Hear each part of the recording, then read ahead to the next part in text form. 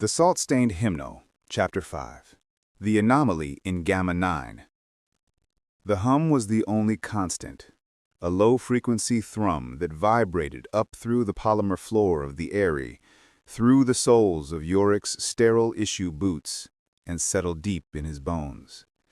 It was the sound of life support, the city's heartbeat, a mechanical god he could almost believe in. Here, in his laboratory, the hum was filtered, softened, a placid counterpoint to the chaos flickering on the holographic display before him.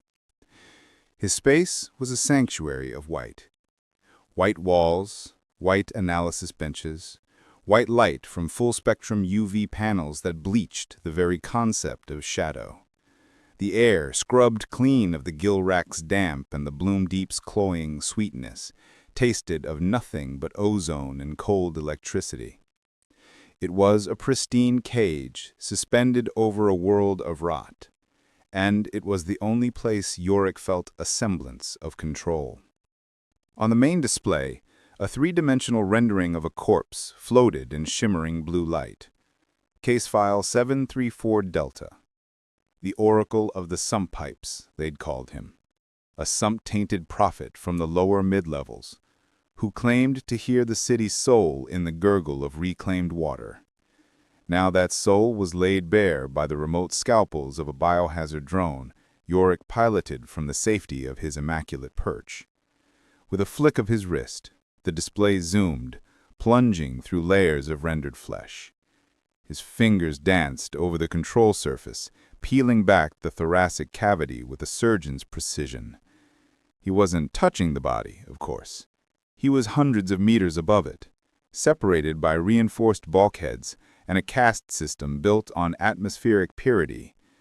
But in the cool, data-rich environment of his lab, it felt more real, more true than any physical contact. "Begin log," he said, his voice flat, devoid of emotion. A small crimson light pulsed on his console. Robotic. Forensic Theologian Joric Kantor. Postmortem analysis, case 734 Delta. Preliminary findings.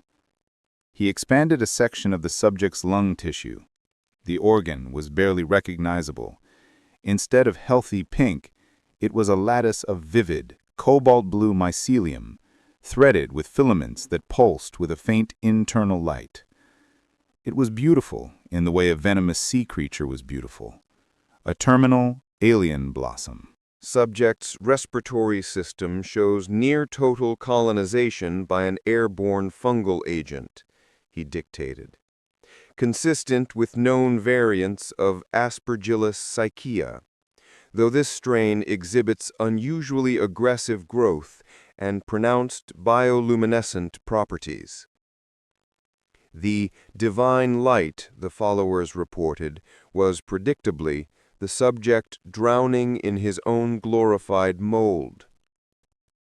His internal monologue was colder still. They always want a sign, a whisper from the void, and the void always answers with a pathogen. He traced a neural pathway from the brainstem, highlighting it in orange. The fungus had climbed it like a vine, burrowing deep into the temporal lobe, the seat of auditory processing and religious experience. Analysis of the hippocampus and amygdala reveals significant hyphal intrusion, he continued, his tone lecture hall dry. This would induce a state of constant, heightened emotional sensitivity coupled with complex auditory hallucinations. The hymns of the deep were not messages from a water god, they were the sound of his own synapses being eaten. He felt the familiar, satisfying click of a puzzle solved. Another god debunked, another mystery reduced to biology and desperation. This was his purpose, to hold a sterile light up to the shadows people worshipped and show them there was nothing there but their own fear, reflected in the iridescent sheen of a fungus. That's when he saw it. a flicker in the display. For a single corrupted frame, the image of the ravaged brain tissue was overlaid with something else.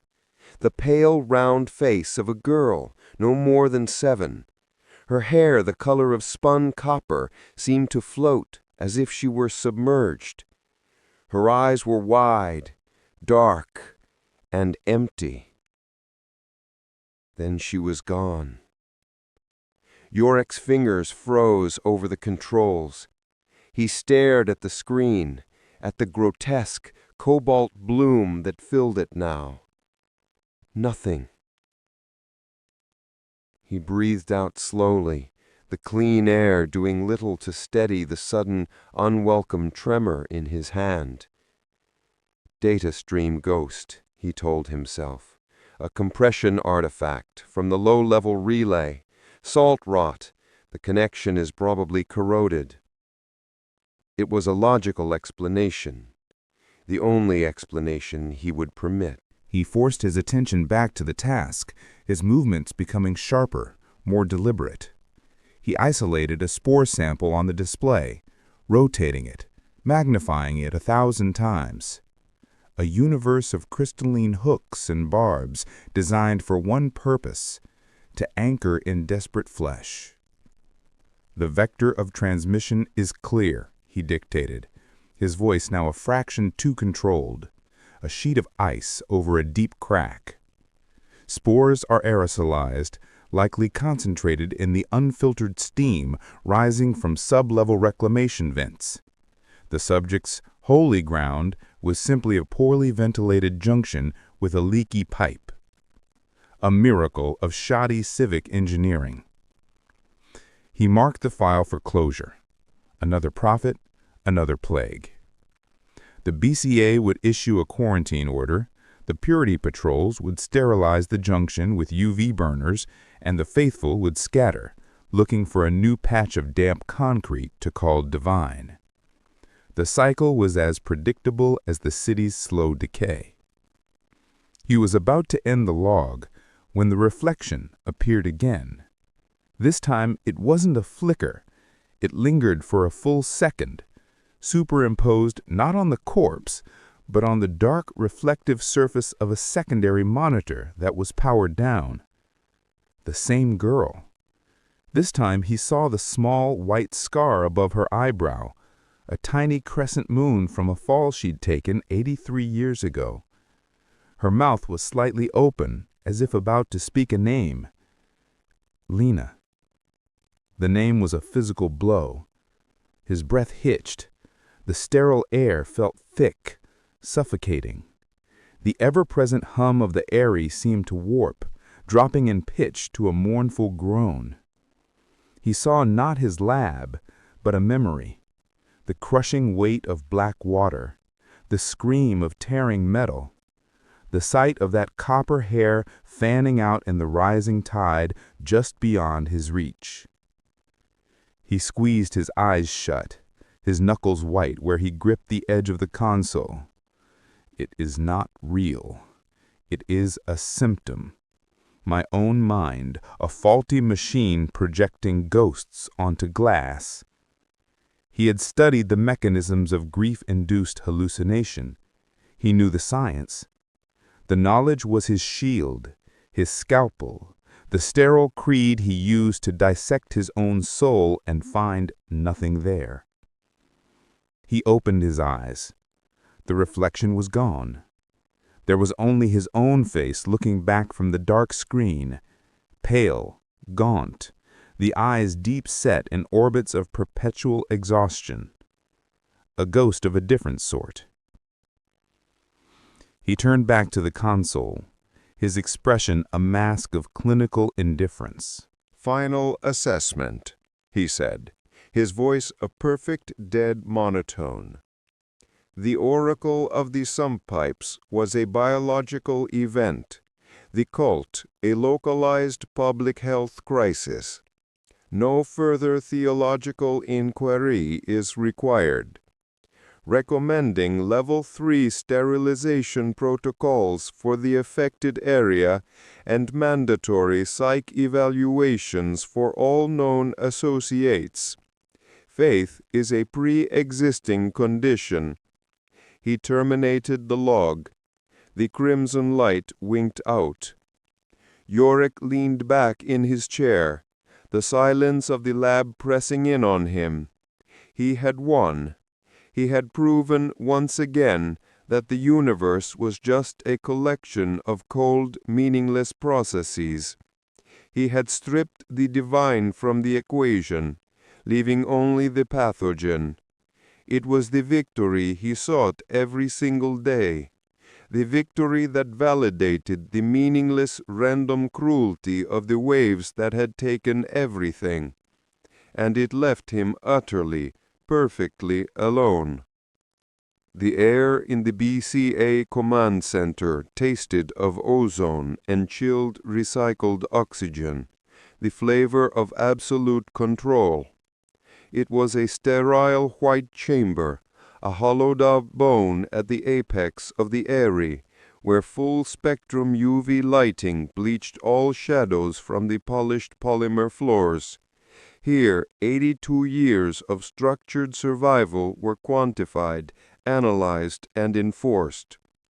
Commander Kaelin Rask stood before the room's heart, a tactical hologram of Benthos that floated 3 meters tall, a ghost city built of cobalt light. He was a figure of stark geometry against the clinical white, his black consolidation uniform sharply pressed, the silver insignia on his collar the only glint of warmth in the glare. His hands were clasped behind his back, his posture a study in rigid discipline. He did not move, he simply observed. For a man like Rask, observation was a form of dominance. The hologram was the only thing in the room permitted to be sick.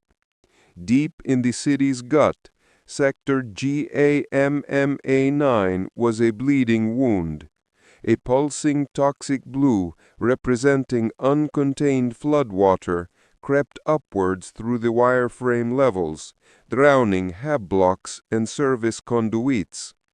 The color was an affront, but it was the other color, a sickly bioluminescent green that held Rask's unblinking attention. It bloomed in the wake of the blue, a pathogenic tide clinging to the schematic structures like mold on rotting flesh. Spore density, particulate count per cubic meter.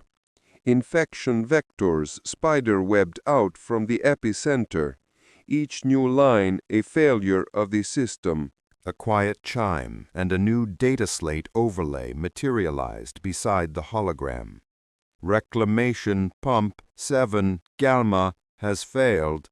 Structural integrity of sublevel 44 is now critical. Rask's jaw muscle twitched, a minuscule tremor in his granite composure. Another one.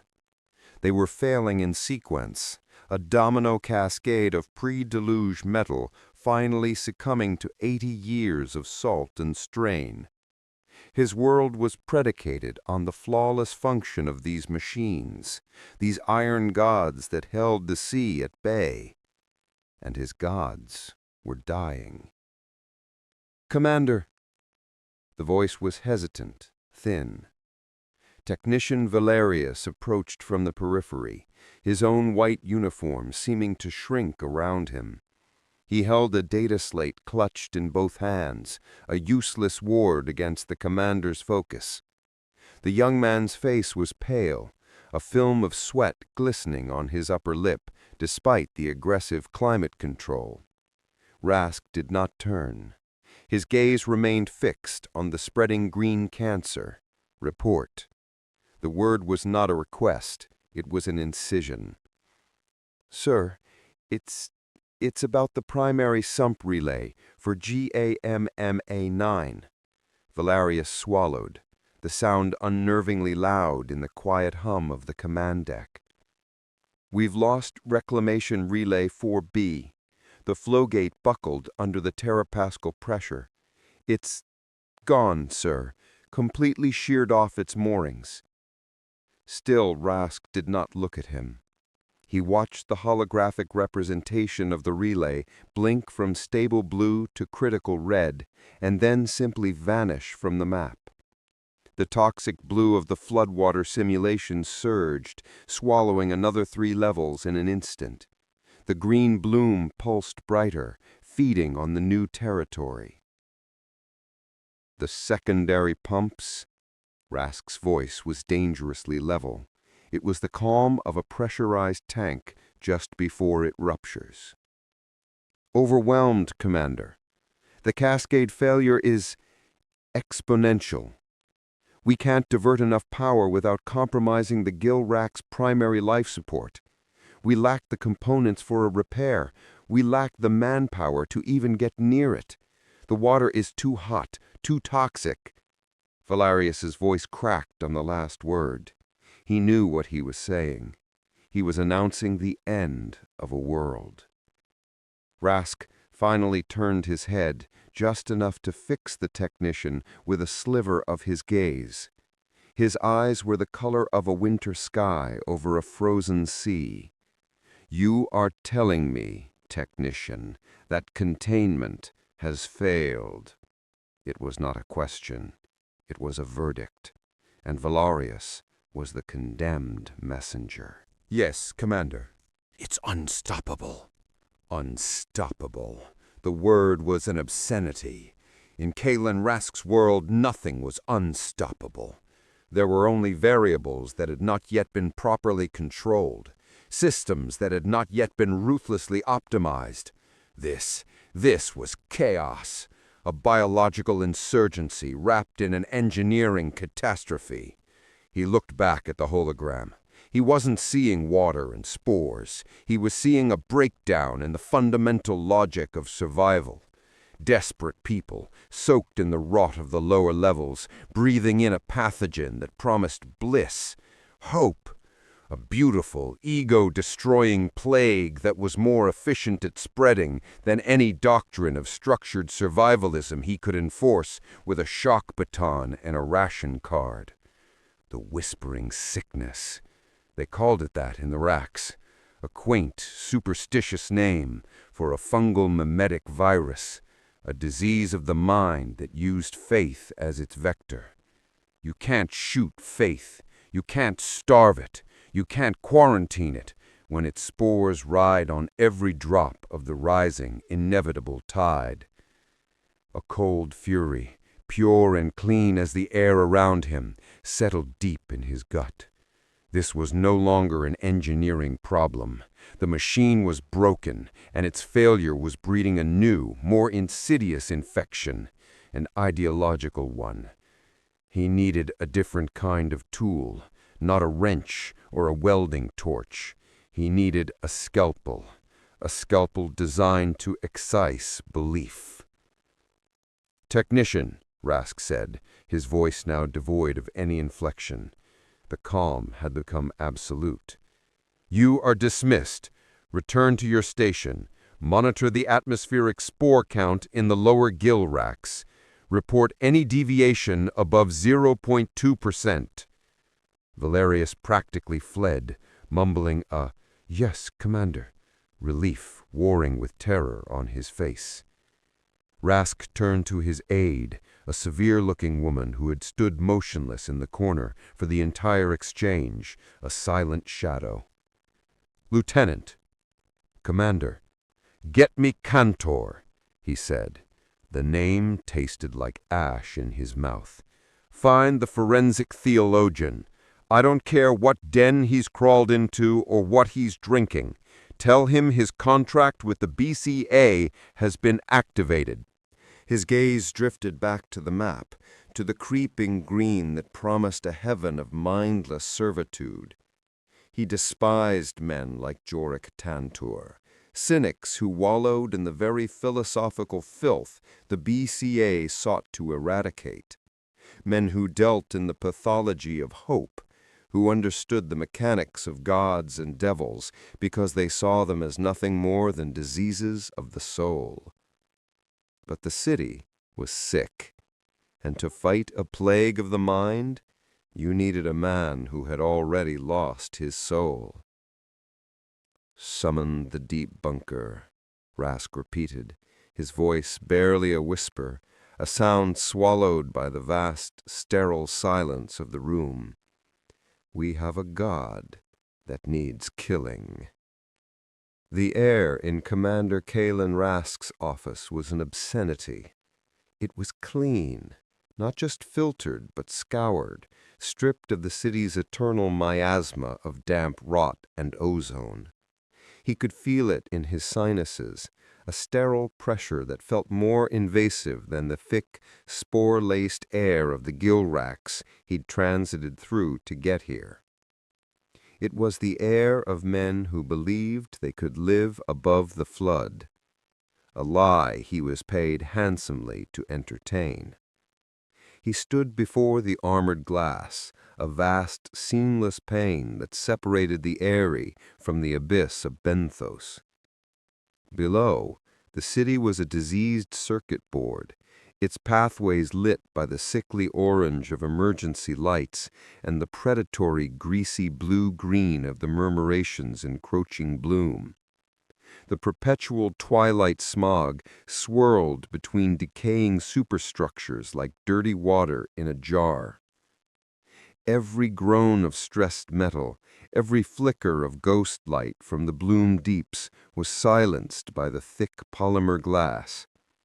Here, the dying world was just a tastefully grim mural. "It's a threat to systemic integrity, Kantor."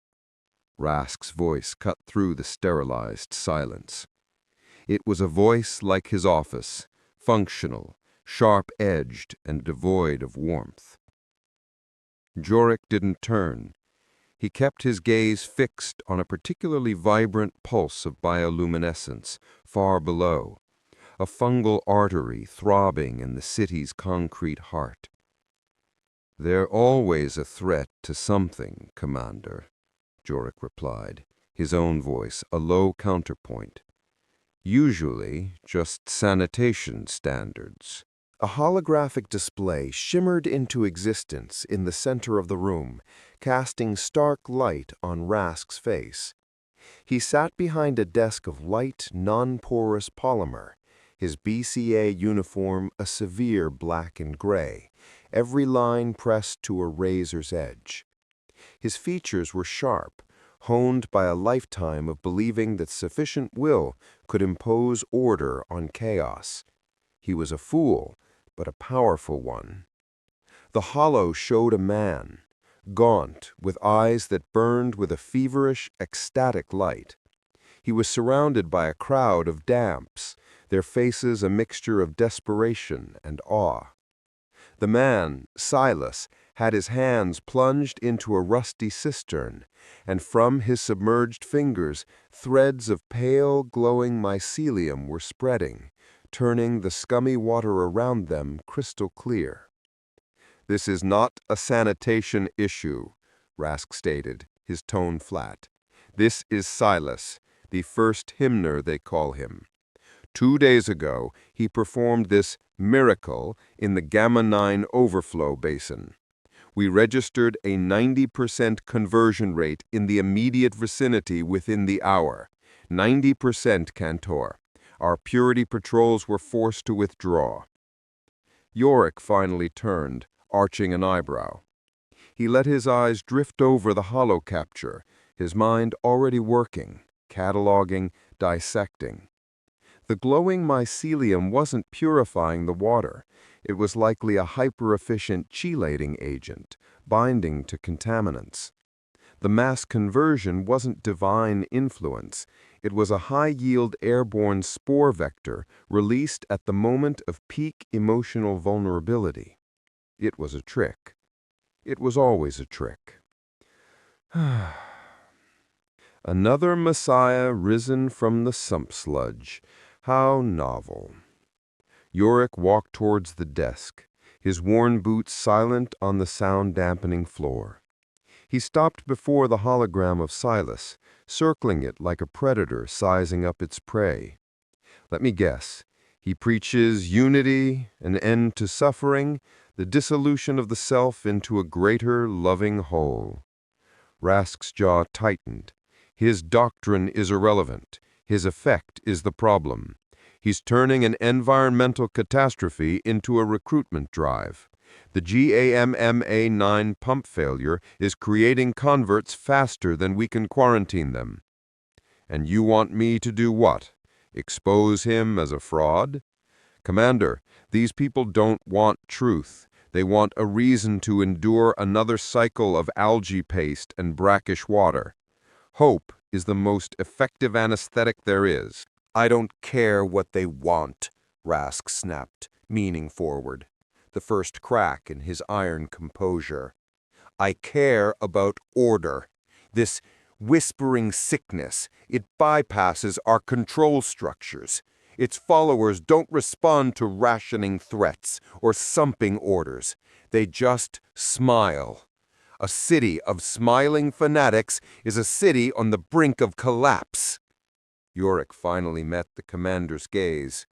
He saw the cold, pragmatic fear there, not of a god, but of an uncontrolled variable, an equation he couldn't solve with a stun baton and a ration cut. This was his leverage. Commander, I don't hunt gods. I classify diseases, Joric said, the words a familiar, comforting creed on his tongue. God is a pathogen. The delivery system is faith. The symptom is hope. You have a new strain, a particularly virulent one, and you need an etiological workup. Spare me the lecture, Kantor. I need you to find the source of this biological signal. I need you to trace it back to its heart and give me a way to kill it. A theological autopsy, then, Joric said, a faint, mirthless smile touching his lips. He let the silence stretch, the hum of the air scrubbers filling the void. He could feel Rask's impatience building, a static charge in the sterile room. My price for a definitive etiology and a containment protocol is 30,000 Cal-L, half an advance transferred to my private account, non-negotiable. Rask's eyes narrowed to slits. That's exorbitant. Is it? You're asking me to descend into the epicenter of a biocontagion you yourselves have designated a dead zone. You're asking me to walk into the heart of a faith that is actively rewriting human minds. And you're asking me to do it because your men, with all their armor and rifles, are afraid of it. Joric leaned forward, placing his palms flat on the cold polymer of Rask's desk. The hologram of Silas flickered between his hands. You're not paying for my time, Commander. You're paying for my immunity. Not to the spores, but to the hope they represent. The two men stared at each other across the desk. The soldier who believed in nothing but structure, and the theologian who believed in nothing at all. Two sides of the same empty coin. Rask was the first to break, looking away with a barely perceptible tick in his jaw. Fine, Rask bit out. He tapped a sequence on his desk's integrated interface. A moment later, Joric's wrist-mounted slate chimed softly, confirming the transfer of 15,000 calibrated liters, enough water to keep a family in the gill racks alive for a decade. Joric felt nothing. This slate contains all BCA intelligence on Silas and the known vectors of the murmuration in Gamma-9, Rask said, sliding a thin black datapad across the desk. It stopped perfectly before Joric. You have Level 4 clearance. You are to report directly to me. No intermediaries. Joric picked up the slate. It was cool and heavy, a concrete mission. He felt the familiar, hollow satisfaction of the contract secured. Another ghost to be busted. Another god to be chained in the footnotes of a pathology report. "One more thing, Kantor," Rask said as Joric turned to leave. His voice was low, stripped of its official tone, leaving only the hard granite beneath. Joric paused at the door, his back to the commander. "Your cynicism is the tool I'm hiring. I understand that. But do not mistake this for one of your usual sump cults. The murmuration is adaptive. My patrols report strange phenomena, structural reinforcement, coordinated behavior among the bloomed, things that defy simple biology." Rask stood, his shadow falling long across the sterile room. "Fail to contain this infection, and the consequences will be measured in more than just calibrated liters. Your fee will not protect you when the walls start to weep and the air itself begins to sing. Stay dry, theologian." Joric didn't reply. He simply opened the door and stepped out, the sterile air of the Aerie immediately replaced by the mundane, recycled air of the corridor. The threat was meaningless. The universe had already taken everything from him once. What was one more flood? He clutched the datapad, his knuckles white. The mission was clear. Find the source, expose the lie, dissect the god, and prove once again to the screaming silence where his family used to be that their end had no purpose. It was just a random, cruel act of nature. Just like this one. The apartment was a monument to sterility, a white polymer tomb high in the Aerie.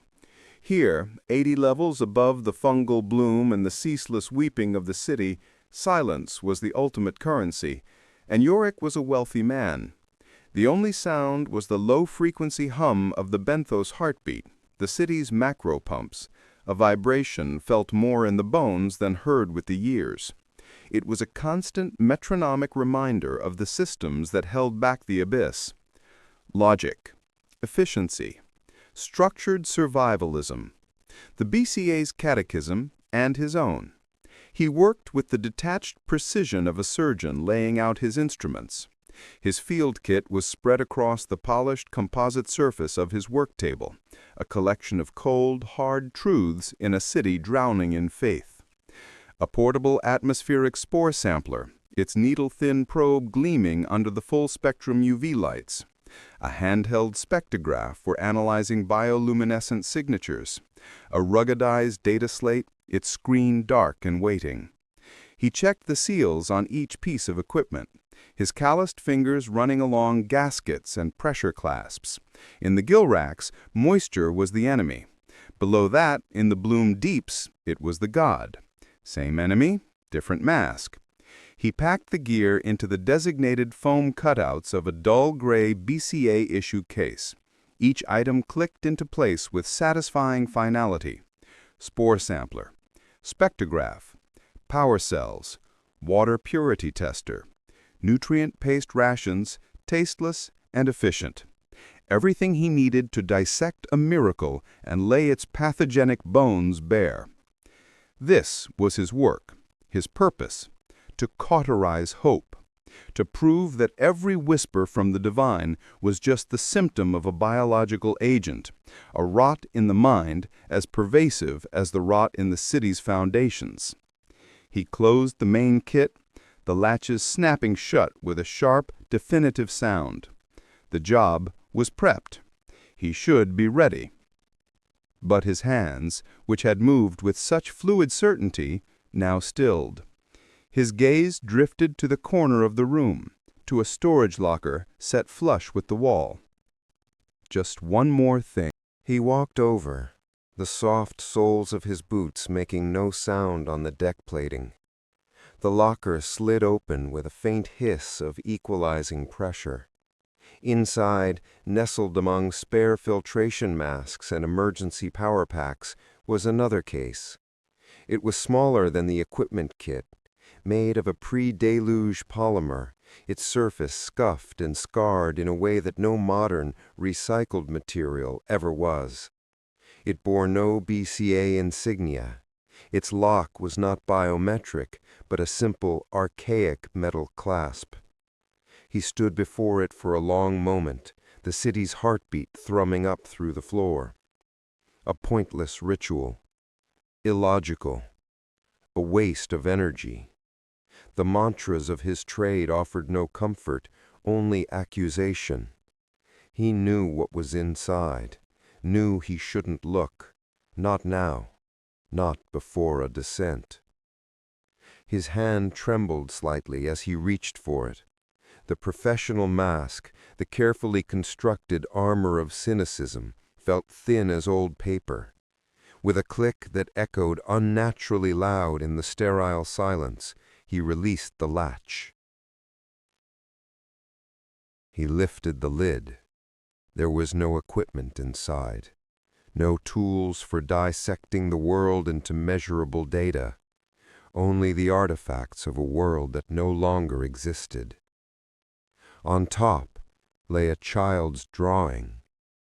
The paper was stiff, warped, the bottom edge feathered and discolored from a long-ago immersion, salt-stained. A permanent ugly watermark blurred the crayon lines. It depicted 3 figures, stick-limbed and smiling, one tall, one a little shorter, and one small, holding their hands. Above them, in the corner of the page, a brilliant yellow sun with straight radiating lines shone in a sky of impossible blue. A sun.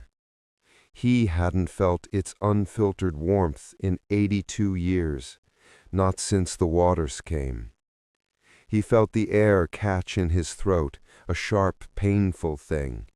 His finger, rough and scarred from a life of salvaging and survival, traced the outline of the smallest figure. The lines were clumsy, joyful. A name was scrawled at the bottom in reversed, blocky letters. L-I-L-I-A.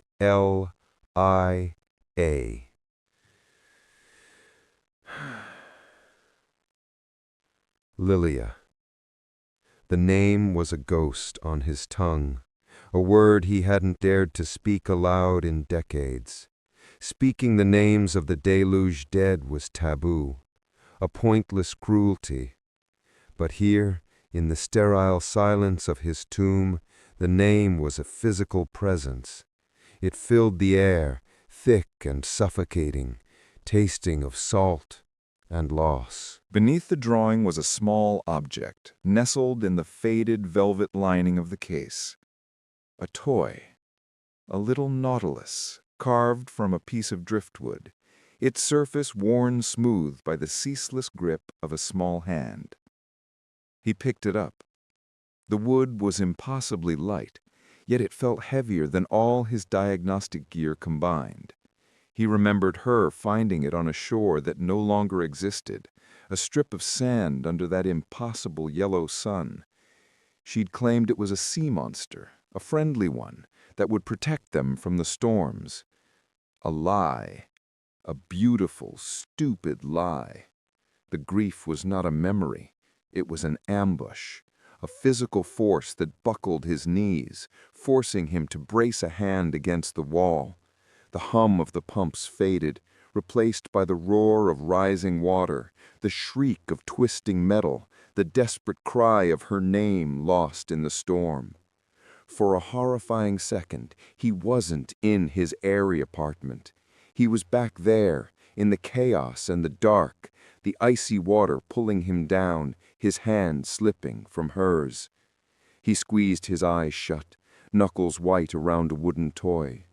The texture of the smooth wood, the phantom sensation of her small fingers curled around his. It was too much. This was the infection he truly feared. Not the murmuration spores, but this. Memory. hope's ghost, the pathogen of the past. Structured survivalism, logic, efficiency, control. With a final, ragged breath that sounded like a sob, he slammed the lid of the case shut. The click of the latch was a gunshot, severing the connection. He shoved the box back into the locker with a violence that betrayed his desperation, and sealed the door. The hiss of the lock was the sound of a wound being sealed, trapping the poison inside. He stood straight, forcing his shoulders back. He was Joric Kantor, Forensic Theologian. His loss was not a tragedy. It was a data point, proof of the universe's absolute, pitiless indifference. His family hadn't been taken for a reason. They were simply erased by pressure and tide and the cold arithmetic of a dying planet. There was no meaning. There was no God.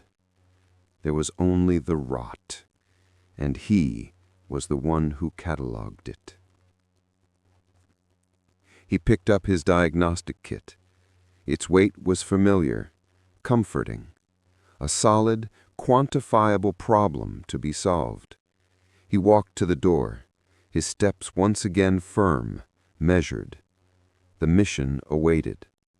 Silas. The murmuration. Another false god to be exposed. Another lie to be burned away by the clean, cold light of truth. The door to his apartment slid open, revealing the sterile, UV-lit corridor. He stepped out, and the door hissed shut behind him, entombing the little wooden nautilus and the ghost of a girl named Lilia in the silent, sterile dark. The doors of the transit car sealed with a pneumatic hiss, a sound as clean and final as a scalpel's cut. Inside, the air tasted of nothing. It was the taste of the Aerie, ozone from the scrubbers, the faint tang of recycled polymers, the absolute absence of life's messy effluence. Joric Kantor stood alone in the center of the car, his reflection a pale ghost on the polished chrome walls. The full-spectrum UV lighting of the departure platform painted the world outside in stark, unforgiving white. Before the car, the drop began to move. There was no lurch, no shudder, just a smooth, silent surrender to gravity. Through the thick, salt-pitted synth glass of the viewport, the Aerie fell away above him. It was a sterile heaven of gleaming white towers and enclosed sky bridges, a geometric forest piercing the permanent gray ceiling of the world, a place of engineered silence and rationed serenity. Joric watched it go with the practiced detachment of a man leaving the office for a business trip. This was his work, descending into the septic body of Benthos to excise its latest tumor of faith. He ran a hand over the sleeve of his sealed envirosuit, the fabric crisp and sterile. Structured survivalism. The BCA's mantra was written in the very architecture of this place.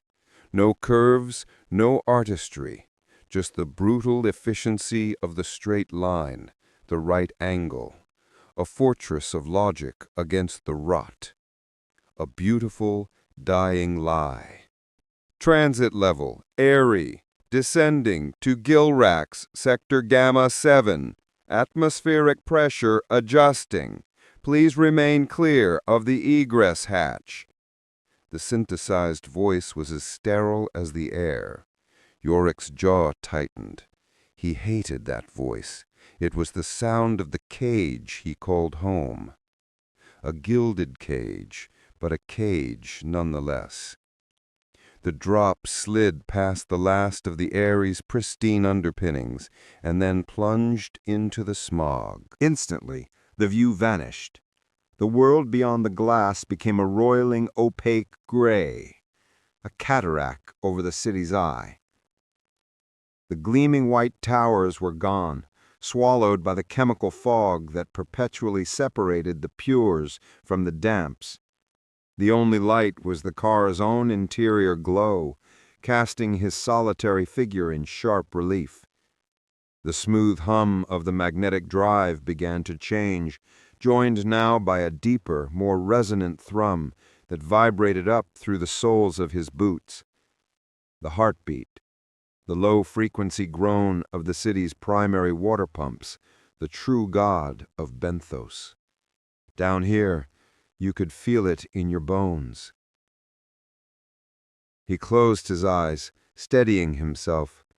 He knew this part of the descent was the worst, the sensory deprivation, the disorienting fall through nothingness. It was a space for thoughts to fester. He saw his daughter's face, not the vivid, spore-induced hallucination from the initial Gamma-9 report, but the faded photograph in his memory. Her smile under a sun that no one here had ever seen. He pushed it down. Meaningless, a random synapse firing in the dark. That's all it was. That's all it could ever be. Then, as if breaking the surface of a murky lake, the Drock emerged from the bottom of the smog layer. Jorich's breath caught. He'd seen the gill racks on schematics, in drone footage. He'd studied the decay. But the two-dimensional analysis had not prepared him for the sheer, overwhelming reality of it. It was a vertical slum, a cancerous growth clinging to the central support columns of the city.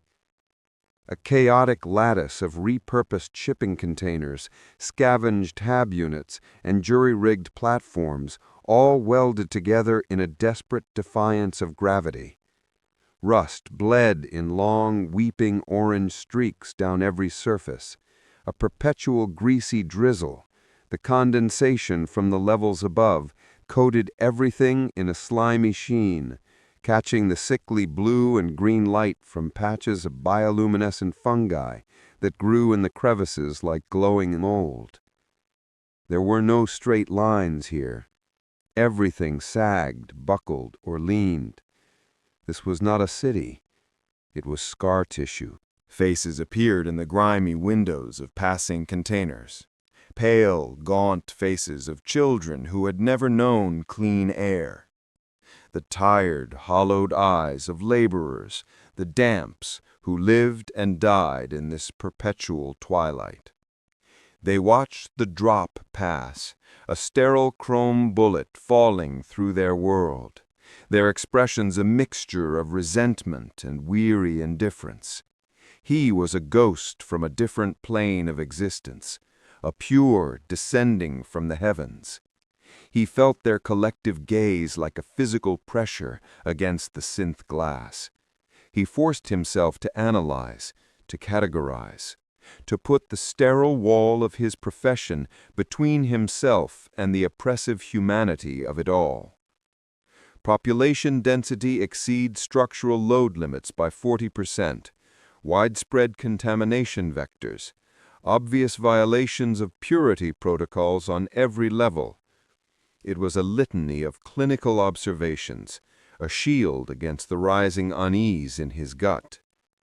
The soundscape had completely transformed. The gentle hum was gone, replaced by the shuddering groan of the drop's machinery fighting the immense pressure. And from outside, a symphony of decay, the constant metronomic drip of water from 1,000 different leaks, the drip cant he'd read about, the shriek of corroded metal as a nearby catwalk shifted under someone's weight, the distant, indistinguishable murmur of thousands of people crammed into spaces meant for cargo, and underneath it all, the relentless, gut-deep thrum of the heartbeat. He could smell it now, even through the car's advanced filtration system. Or perhaps he was only imagining it. The sweet, cloying scent of fungal blossoms, the perfume of the murmuration, honey and rot, the smell of ecstatic oblivion. He felt a phantom itch crawl up his neck and resisted the urge to scratch at the seal of his suit. His sterile confidence, so absolute on the Aerie platform, had begun to fray. It felt thin here, brittle, a laughable conceit in the face of this overwhelming organic decay. This was the world that birthed gods. Hope, he thought, is a pathogen that thrives in desperation. And this place, this was a perfect culture medium. The drop began to decelerate, its groan intensifying into a series of juddering complaints. A platform swam into view, a slick, rust-colored slab of metal jutting out from a pylon. Orange emergency lights cast long, dancing shadows. A handful of BCA enforcers in heavy enviro gear stood waiting, their helmets hiding their faces, their rifles held at a low ruddy. Beyond them, the entrance to the gill racks proper was a dark maw, breathing a visible mist of humidity and spores. Arrival. Gill racks, Sector Gamma-9. Egress hatch will cycle in 5 seconds. Stay dry. The final, ubiquitous pleasantry of benthos felt like a bitter joke. No one was dry here. The car locked into place with a heavy, final-sounding clang that echoed in Joric's bones. This was it, the point of infection, the line between the clean, ordered lie he lived in and the festering, chaotic truth of the city. With a long, grinding hiss, the doors began to retract. The air hit him first, a wall of oppressive humidity, thick and heavy in the lungs. It carried the full, unfiltered stench of the place, wet concrete, rust, algae paste, human sweat, and the pervasive, sickly sweet perfume of the fungal bloom. It was the smell of a tomb that refused to accept it was dead. Joric stepped out onto the platform, his pristine boots landing on the grimy, wet metal with a soft thud. The transition was complete. His apprehension had hardened into a weary, grim resolve. He had crossed the waterline. The maglift shuddered to a halt, its final groan echoing the death rattle of 1,000 other failing systems in benthos. For a full 3 seconds, Joric stood in the sterile silence of the capsule, the purified, recycled air tasting of ozone and faint chemical mint. He allowed himself one last deep breath of it, a final communion with the clean, logical world of the Aerie, before the doors hissed open and the gill racks exhaled upon him. It was less a smell and more a physical assault. A wet, heavy blanket of an atmosphere woven from 100 different stinks, the coppery tang of rust, the briny rot of unchecked algae blooms, the acrid bite of overloaded electrical conduits, and something else, something cloyingly sweet like honey left to ferment in a corpse. The stink of faith, the stink of hope. To Joric, they were one and the same. He stepped out onto the graded catwalk, his Aerie-issued boots clicking with an alien crispness against the corroded metal. Below him, the market street was a river of desperate humanity flowing through a canyon of welded shipping containers and weeping concrete. Perpetual drizzle, the condensed breath of the levels above, coated every surface in a greasy, rainbow-sheened film. Stark orange emergency lights cut through the perpetual twilight, casting long dancing shadows that made the crowd writhe like a single, suffering organism. Above it all, the low-frequency hum of the city's primary pumps vibrated through the soles of his feet, the heartbeat of benthos, ceaseless and labored. Joric kept his rebreather mask sealed, but the filters couldn't stop the sheer humidity. Moisture wicked its way under his collar, a cold, unwelcome touch. He began his initial assessment, his mind retreating into the comfort of clinical observation. Population density: approximately 1.5 persons per square meter, exceeding BCA safety protocols by a factor of 3. Infrastructure integrity: compromised. He noted makeshift power lines, insulated with tar and hope, leaching energy from a humming central conduit. Water collectors, little more than stained tarps funneled into grimy buckets, lined the edges of every walkway. Unsanctioned, unregulated, and utterly necessary for the damps who lived here. His gaze swept over the people. Their faces were sallow, etched with the perpetual anxiety of living on a precipice. They bartered with algae paste bricks and nutrient wafers, their Cal-L balances displayed on cracked wrist interfaces, dwindling with each transaction. Then he saw them, 2 BCA enforcers in matte black environmental armor, their helmets featureless and insect-like. They stood apart from the crowd, an island of sterile order in a sea of organic chaos. The damps gave them a wide berth, their whispers dying as the patrol passed, a silent, instinctual ripple of fear. Joric followed the patrol's path with his eyes, and that's when he saw it. On the rust-stained wall of a container hab, a faint, iridescent filigree caught the orange light. It shimmered with hues of sickly green and greasy blue, branching out in a pattern that was too intricate, too deliberate for simple mildew. He moved closer, his professional curiosity overriding his visceral desire to remain detached. The crowd parted around him, sensing the sterile authority in his clean, dark coat. He stood before the patch, his reflection a distorted ghost in its moist sheen. He ran a gloved finger near the surface, the texture of velvety, almost living nap. Ophiocordyceps benthosii, strain 7 likely, non-pathogenic, known to flourish in high-humidity, nutrient-rich environments. His mind supplied the data, the neat, tidy classification. It was a textbook case of urban fungal colonization, nothing more. And yet, the pattern. It wasn't random like a typical fly mold. It followed the fractal logic of a snowflake or the veins of a leaf, spiraling out from a central point with an unnerving mathematical precision.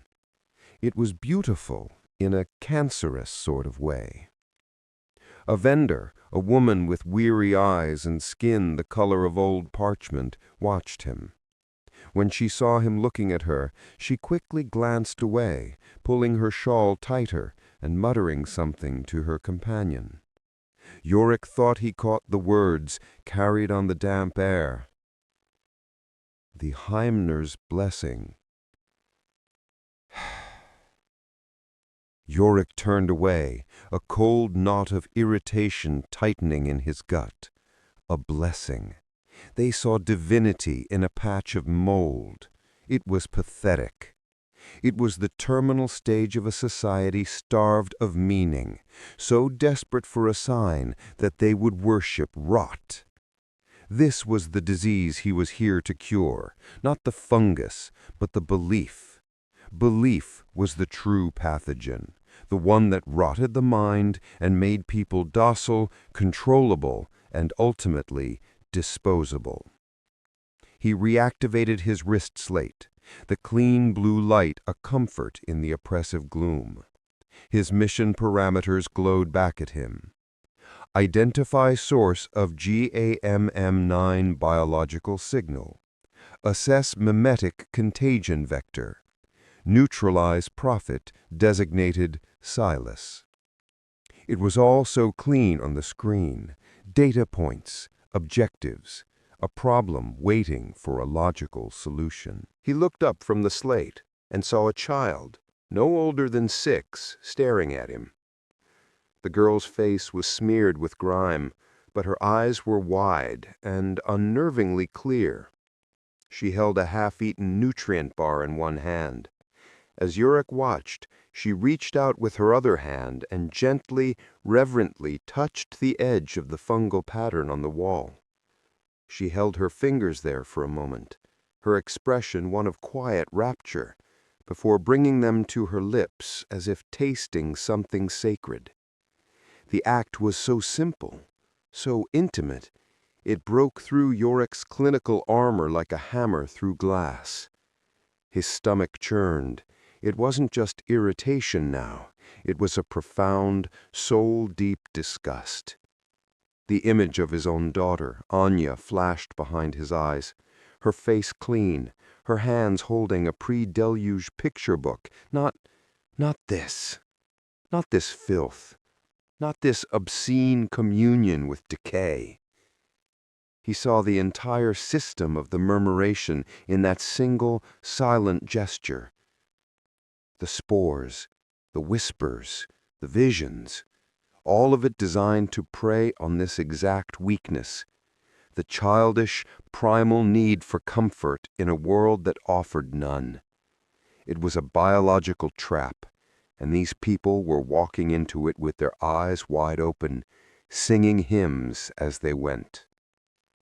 The child coughed, a wet, rattling sound that echoed in the enclosed space. She wiped her mouth on her sleeve, leaving a faint, shimmering trail of what looked like mucus, but which Joric knew was likely a slurry of nascent spores. A mobile infection vector. Salt rot, he muttered, the curse feeling inadequate. This wasn't a job anymore. This was an extermination. The data on his slate was a lie of omission. It didn't capture the humidity that clung to you like a second skin. It didn't capture the desperation in the air, so thick you could taste it. And it certainly didn't capture the sweet, foul stink of faith. He pulled his collar tighter, the sterile fabric a flimsy shield against the encroaching world. He had to find the source. He had to find Silas. He had to cut the heart out of this beautiful, growing, cancerous god before it consumed everything. The cistern antechamber was a cathedral of decay. Condensation wept down walls of stained concrete, tracing paths through decades of grime. The air, thick enough to chew, tasted of ozone and the sweet, cloying perfume of fungal rot that Joric had come to associate with the murmuration. It was the smell of godhood blooming in a corpse. Below the constant metronomic drip of water from a corroded ceiling vent, the low-frequency hum of the city's life support pumps, the heartbeat, was a prayer to a different, more mechanical deity. Refugees from the Gamma-9 flood were huddled in clusters, their faces etched with the familiar benthos trinity of exhaustion, malnutrition, and suspicion. They were the choir of the desperate, their muttered conversations and racking coughs the only liturgy here. Except for one group. In a shallow alcove, illuminated by the greasy orange glow of a single emergency strip, a family sat apart. A man, a woman, and a young girl no older than 10. Joric had been observing them for 10 minutes, his professional detachment a thin film against the oppressive humidity. Cults usually had a tell. Frenzied eyes, ecstatic speech, the manic energy of a mind burning from the inside out. He saw none of that here. They were preternaturally still, their posture relaxed, their expressions placid. They didn't look like zealots. They looked rested. He approached, his heavy boots scuffing quietly on the slick floor. The other refugees shifted away from him, their eyes tracking the BCA insignia on his worn jacket, a predator in the flock. The family didn't seem to notice. The man looked up as Joric's shadow fell over them, his eyes a clear, untroubled blue. "Stay dry," Joric said, the greeting feeling hollow and absurd in the perpetual damp. The man offered a slow, serene smile. "The water is warm," he replied. His voice was soft, without inflection. The woman next to him nodded in silent agreement, her hand resting on the girl's shoulder. The child simply watched Joric, her gaze unnervingly direct. Joric crouched, keeping his movements slow, non-threatening. He unclipped the diagnostic slate from his belt. "I'm Joric Kantor, Forensic Theologian, with the Authority.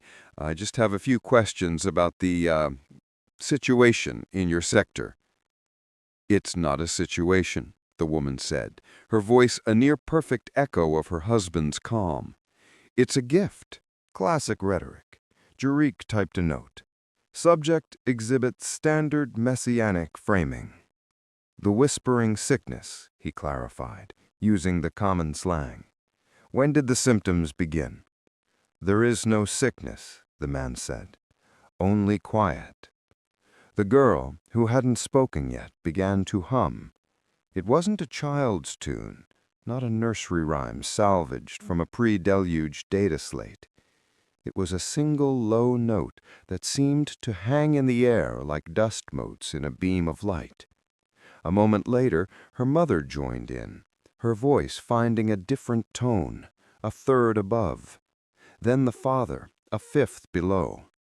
It wasn't a melody. It was a chord, a discordant three-note drone that should have been grating, but was instead resonant. It vibrated in Joric's teeth, a deep cellular thrum that felt both alien and strangely familiar. He felt an involuntary shudder trace its way up his spine. Auditory phenomena. Shared delusion, he typed, his fingers suddenly feeling stiff and slow. "What do you see?" Joric asked, forcing his voice to remain level. "When you close your eyes?" The woman's smile widened slightly. "We don't have to close them. It's always there, just behind everything. A place without walls, without the dripping." She tilted her head, as if listening to something Joric couldn't hear. "The heartbeat is so loud out here. In the murmur, it's all just one song." Their humming continued, a constant low-frequency presence. It was maddening. It was a wall of sound he couldn't breach with logic. He'd interrogated fanatics frothing at the mouth, prophets speaking in tongues of pure glossolalia. That was easy.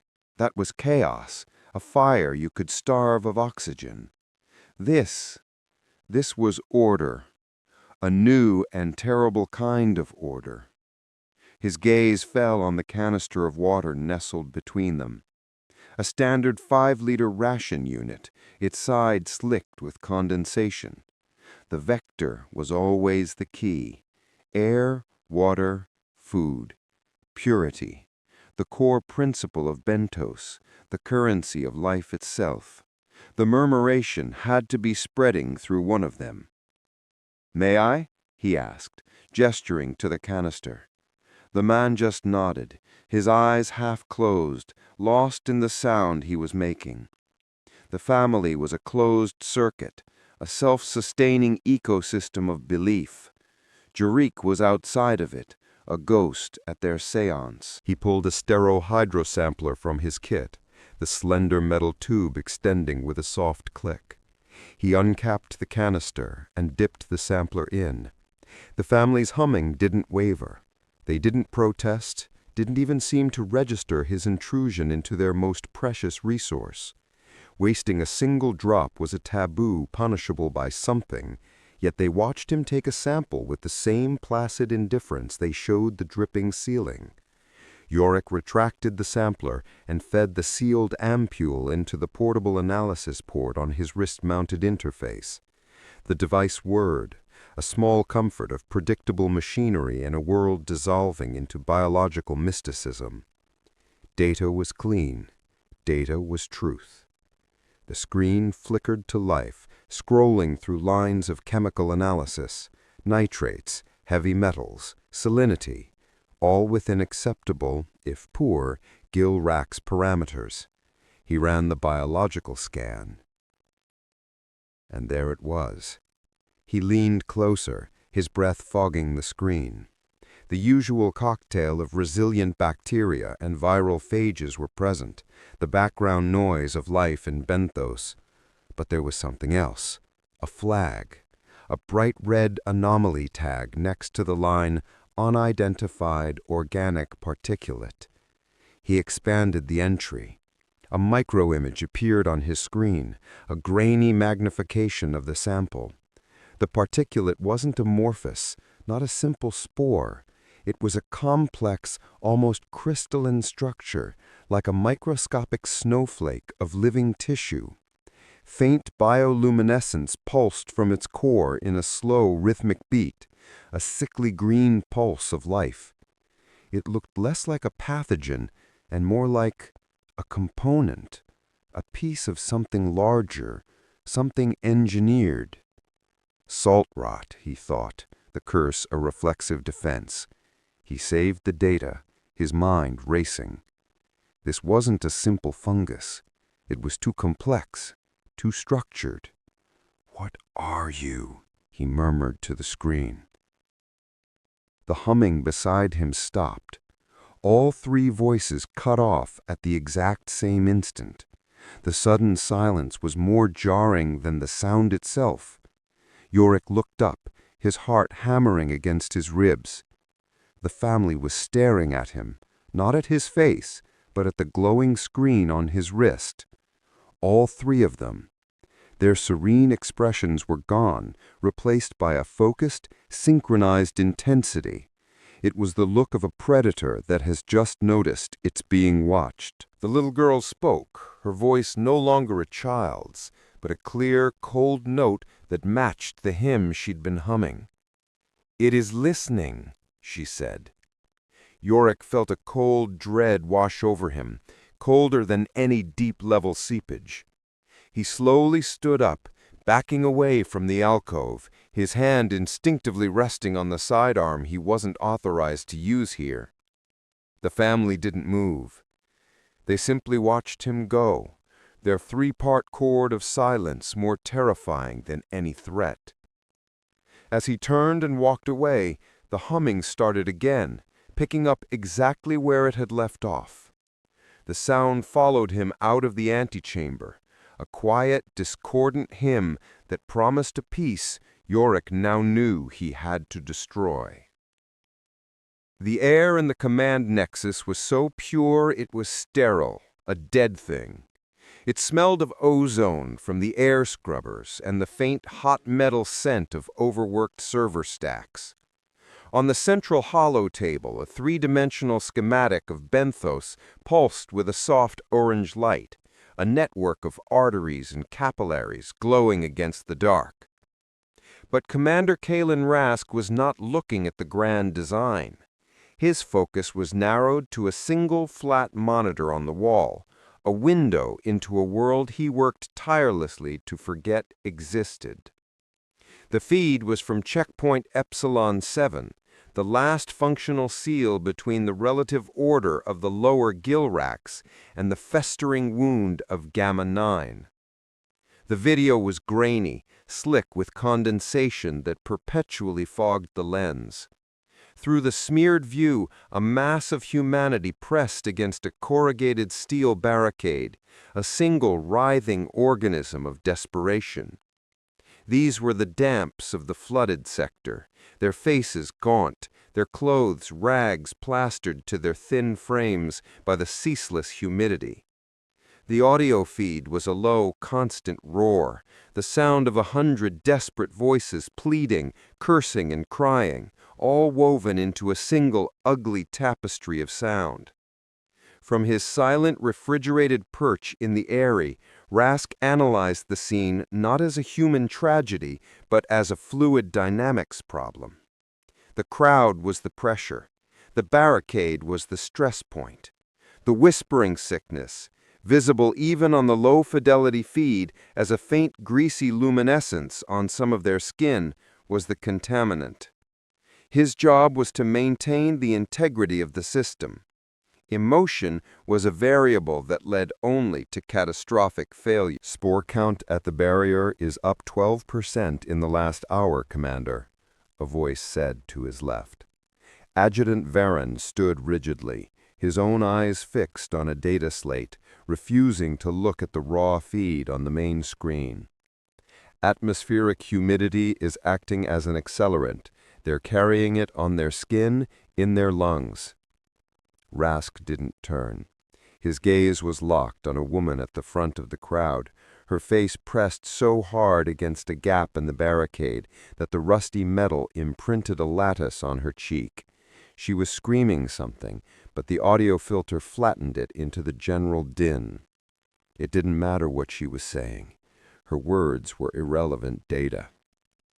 "Structural integrity of the gate," Rask asked, his voice a low, even baritone that the room's acoustics seemed to absorb. "Holding, but the primary tension bolts are registering in the high-stress amber zone. Another surge like the one 10 minutes ago could compromise the seal, sir." Compromise. Such a sterile word for what would happen. A flood of bodies, of spores, of panic. The infection would spread through the gill racks like fire through dry algae. The system would buckle. The structure would fail. Structured survivalism was a dam holding back an ocean of chaos, and Gamma-9 was a crack in its foundation. He had to seal it. His internal monologue was a calm, relentless series of calculations. Number of refugees, approximately 200. Number of visible Stage 1 infected, 33, a conservative estimate. Probability of a full breach in the next operational cycle, 67%. Acceptable losses to maintain system stability. The number was always the same. All of them. On screen, a man managed to climb halfway up the barricade. He clung to the metal like a barnacle, shouting down at the 2 BCA enforcers on the catwalk. Their polished helmets reflected the sickly green glow of the emergency lights. They held their suppression batons, but did nothing, awaiting orders. The crowd roared its approval, a wave of hope that made Rask's jaw tighten. Hope was the most dangerous pathogen of all. "They're testing the response parameters," Rask said, almost to himself. "They think we've lost the will to enforce the quarantine." "Sir?" Varen asked, finally looking up from his slate, a flicker of uncertainty in his eye. The longer we permit the pressure to build, the more they will believe the system can be broken, Rask clarified, his voice betraying no emotion. He pointed a single gloved finger at the monitor. "That is not a crowd. It is a biological assault, a probe, and it requires a definitive system response." He watched as the man on the gate slipped, his hands unable to find purchase on the slick metal. He fell back into the mass of bodies, which swallowed him whole. A collective groan of despair rippled through them. The pressure on the gate intensified. A loud metallic screech crackled through the speakers, a sound that vibrated with imminent failure. That was the final variable he needed. The system was at its breaking point. "Adjutant," Rask said, his voice dropping into a register of absolute command. "Authorize Purity Protocol 7 Gamma." Varen froze. His knuckles were white where he gripped his slate. Commander, Protocol 7 is a full-force dispersal. The water reclamation cost alone, we'd be draining the Sector Beta reserve cistern." "The cost of a breach is higher," Rask stated flatly. He turned his head just enough to fix Varen with a look of cold, unyielding logic. "The function of a cistern is to serve the system. Right now, the most effective function of that water is as a tool of quarantine. We are not a charity, Adjutant. We are a lifeboat, and we are full. Authorize it." Swallowing hard, Varen turned to a console set into the wall. His fingers trembled slightly as he tapped in the command string and pressed his thumb to the biometric scanner. A red light on the console blinked twice, then turned a solid, sickly green. On the main screen, the scene changed with terrifying speed. Two heavy, cylindrical turrets descended from the shadowed ceiling above the barricade. They were featureless, matte black, their deployment accompanied by the high-pitched whine of powerful hydraulics. The crowd saw them. Their roar of desperation momentarily faltered, replaced by a confused murmur. Then the world dissolved into white violence. There was no warning shot. The turrets erupted, firing not bullets or energy, but immense, high-pressure jets of gray water. The sound was deafening, a physical blow that overwhelms the audio sensors, turning the feed into a blast of pure static. The visual was brutally clear. The front rank of the crowd simply vanished, slammed backward with bone-breaking force. The water wasn't a spray. It was a solid battering ram that carved through the mass of bodies, tossing people like dolls. It scoured the barricade clean, blasting away the desperate, clinging hands and faces. The screams were lost in the roar. Rask leaned closer, his eyes narrowed in clinical assessment. He watched the thermal overlay, saw the bright red heat signatures of the crowd scatter and fall, their light extinguished by the cold, contaminated deluge. He wasn't watching people drown or be crushed. He was watching a pressure map recalibrate. He was watching a contamination vector being neutralized. The operation was a success. After 30 seconds that felt like an eternity, the jets cut off. The hydraulic whine returned as the turrets retracted into the ceiling, dripping. Silence descended, thick and heavy. It was broken by the gurgle and drain of water, and a sound the audio filters couldn't quite scrub out, the low, agonized moaning of the survivors. The crowd was gone. In its place was a broken collection of bodies, some moving, some not, being washed back by the receding flood into the Stygian darkness of Gamm-9. The barricade was clear. The pressure was gone. "Log the incident," Rask said, turning his back on the screen, the horrific tableau no longer of any interest to him. "Protocol 7 Gamma effective. Update the Gamma-9 quarantine status to absolute. No further egress attempts are to be tolerated." He walked toward the schematic on the holotable, his boots making no sound on the polished floor. The amber stress warnings around checkpoint EPSILON7 had already faded back to a healthy, stable orange. The system was balanced once more. The air in the gill racks was a thick, unpalatable soup. Joric wiped a film of greasy condensation from the screen of his wrist-mounted environmental scanner, the orange numerals blurring for a moment before snapping back into focus. He let out a low growl of frustration, the sound swallowed by the metronomic drip of water from a rusted girder overhead. Drip, drip, drip. Each drop struck a shallow puddle on the mesh catwalk with a sound like a failing heartbeat. Another dead end. The main thoroughfare was a chaotic river of damp humanity and scavenged tech, but here, in the neglected arteries of Sector Gamma-7, there was only decay and the maddening, directionless scent of sweet rot. His instructions from Kalen had been precise, clinical. Follow the primary infection vectors. Trace the propagation pattern. Pinpoint the source. It sounded so simple in the sterile UV-scrubbed air of the Aerie. Down here, it was a joke. The vectors were everywhere. The propagation pattern was chaos. The air itself was the enemy, a carrier for an idea so potent it could overwrite a mind. He was chasing a ghost in a hurricane. Salt rot. His nihilism, usually a comforting shield, felt thin and useless. He debunked a dozen gods in his career. The Star-Eater cult of Proxima Centauri turned out to be chronic mercury poisoning from contaminated hydroponics. The Whispering Fathers of Ganymede were just infrasound frequencies generated by a failing geothermal plant, inducing auditory hallucinations. Every god had a circuit diagram, a chemical formula, a mundane explanation that could be neatly filed away. He clung to that certainty now, the belief that this murmuration was just another pathogen to be catalogued.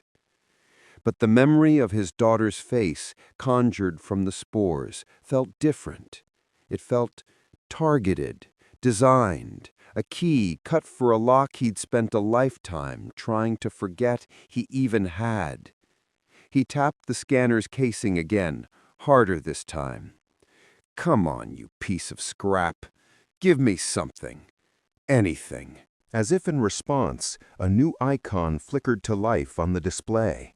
A microscopic particulate counter, one he'd calibrated specifically for the unique protein signature Thorne had identified in the murmuration spores.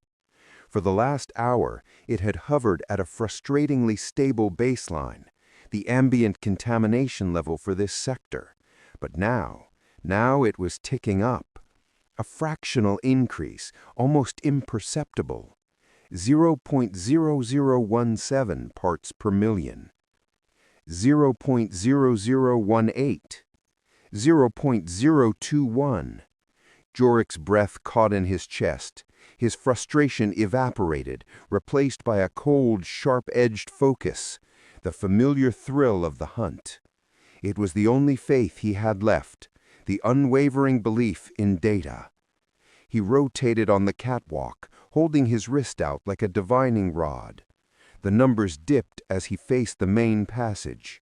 He turned back, inch by inch, towards a shadowed recess in the concrete superstructure. 0.0025. 0.0032.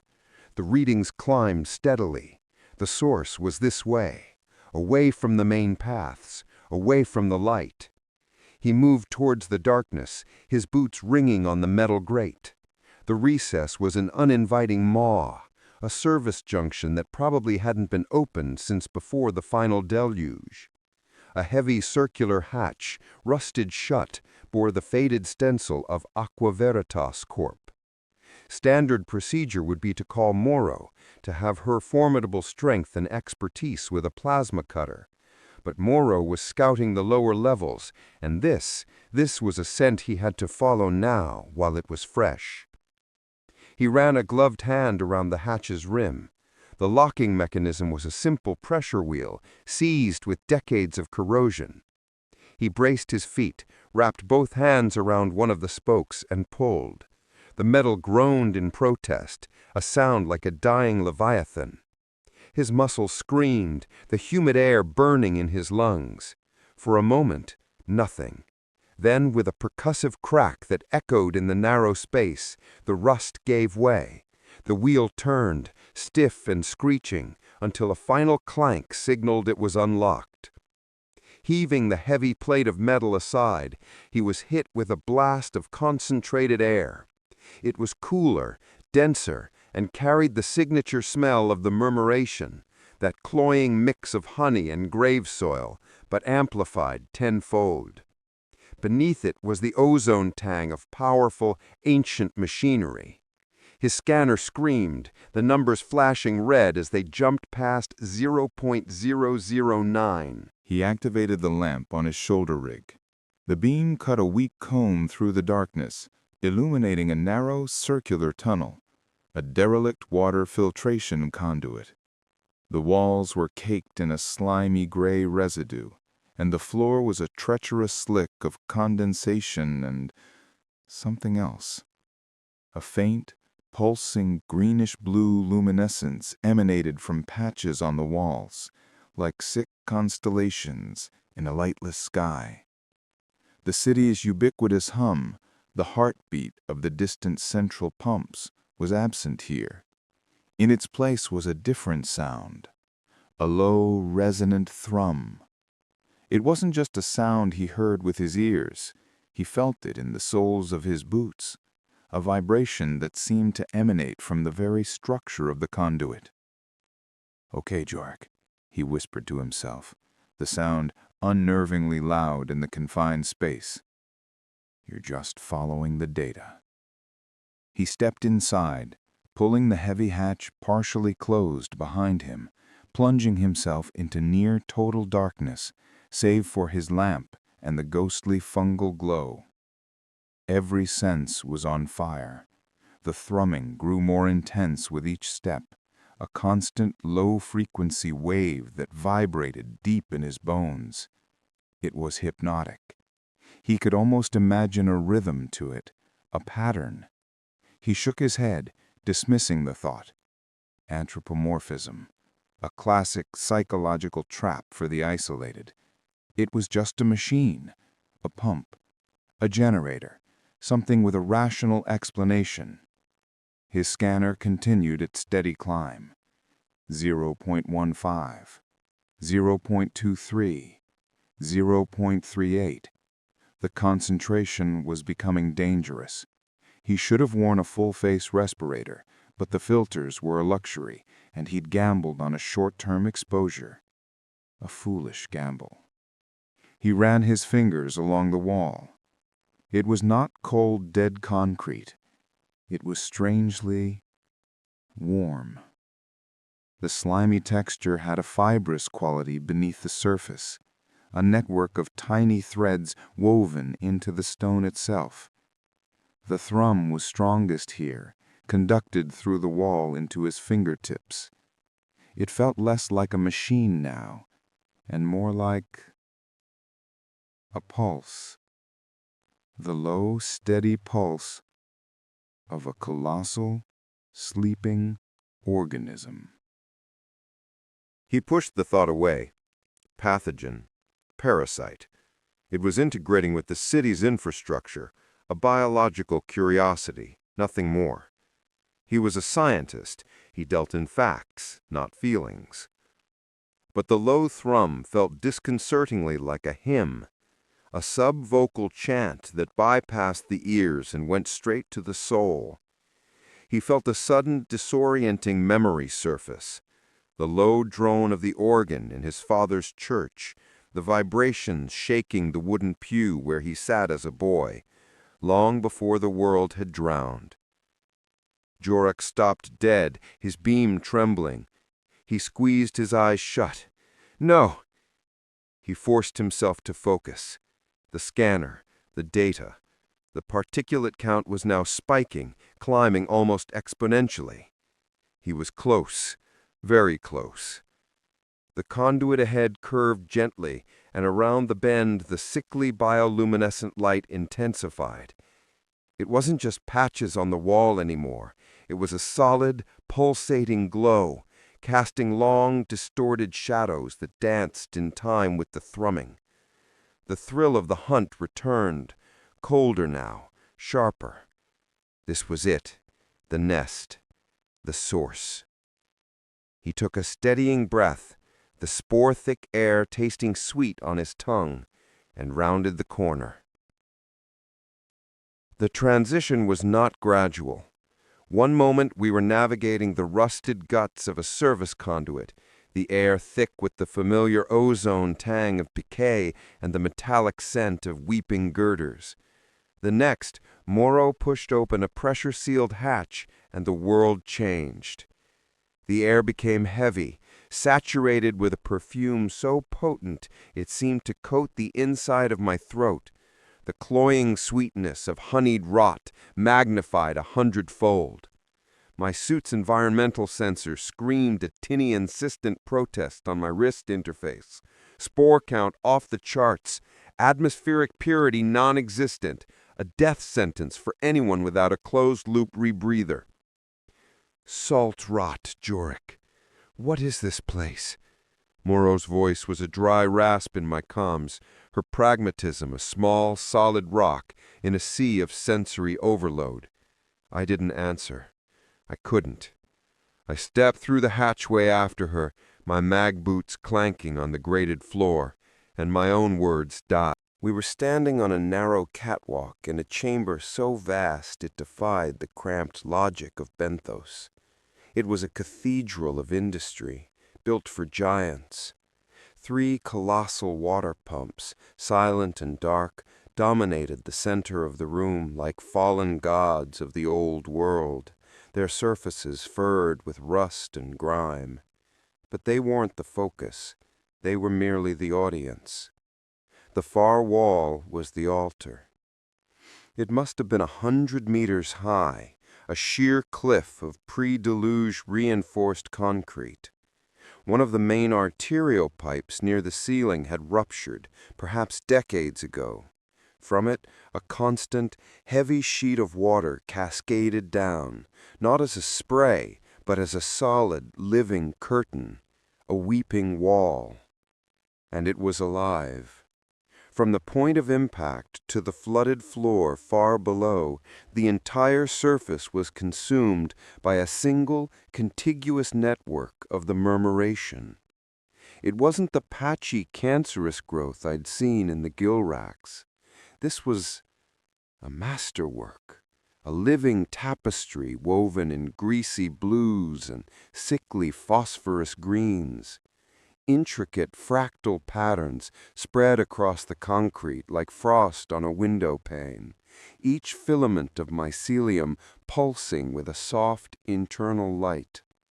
The light ebbed and flowed in slow, hypnotic waves, tracing paths through the network, as if carrying messages. The cascading water caught this alien luminescence, shattering it into a million shimmering points of light that danced in the air. "Joric!" Morrow's voice again, sharper this time. I raised my scanner, my fingers moving with the detached precision of long habit. The motion was an anchor, a ritual to ward off the sheer spectacle of the thing. "This is a nexus," I murmured, my own voice sounding distant. "A primary growth vector.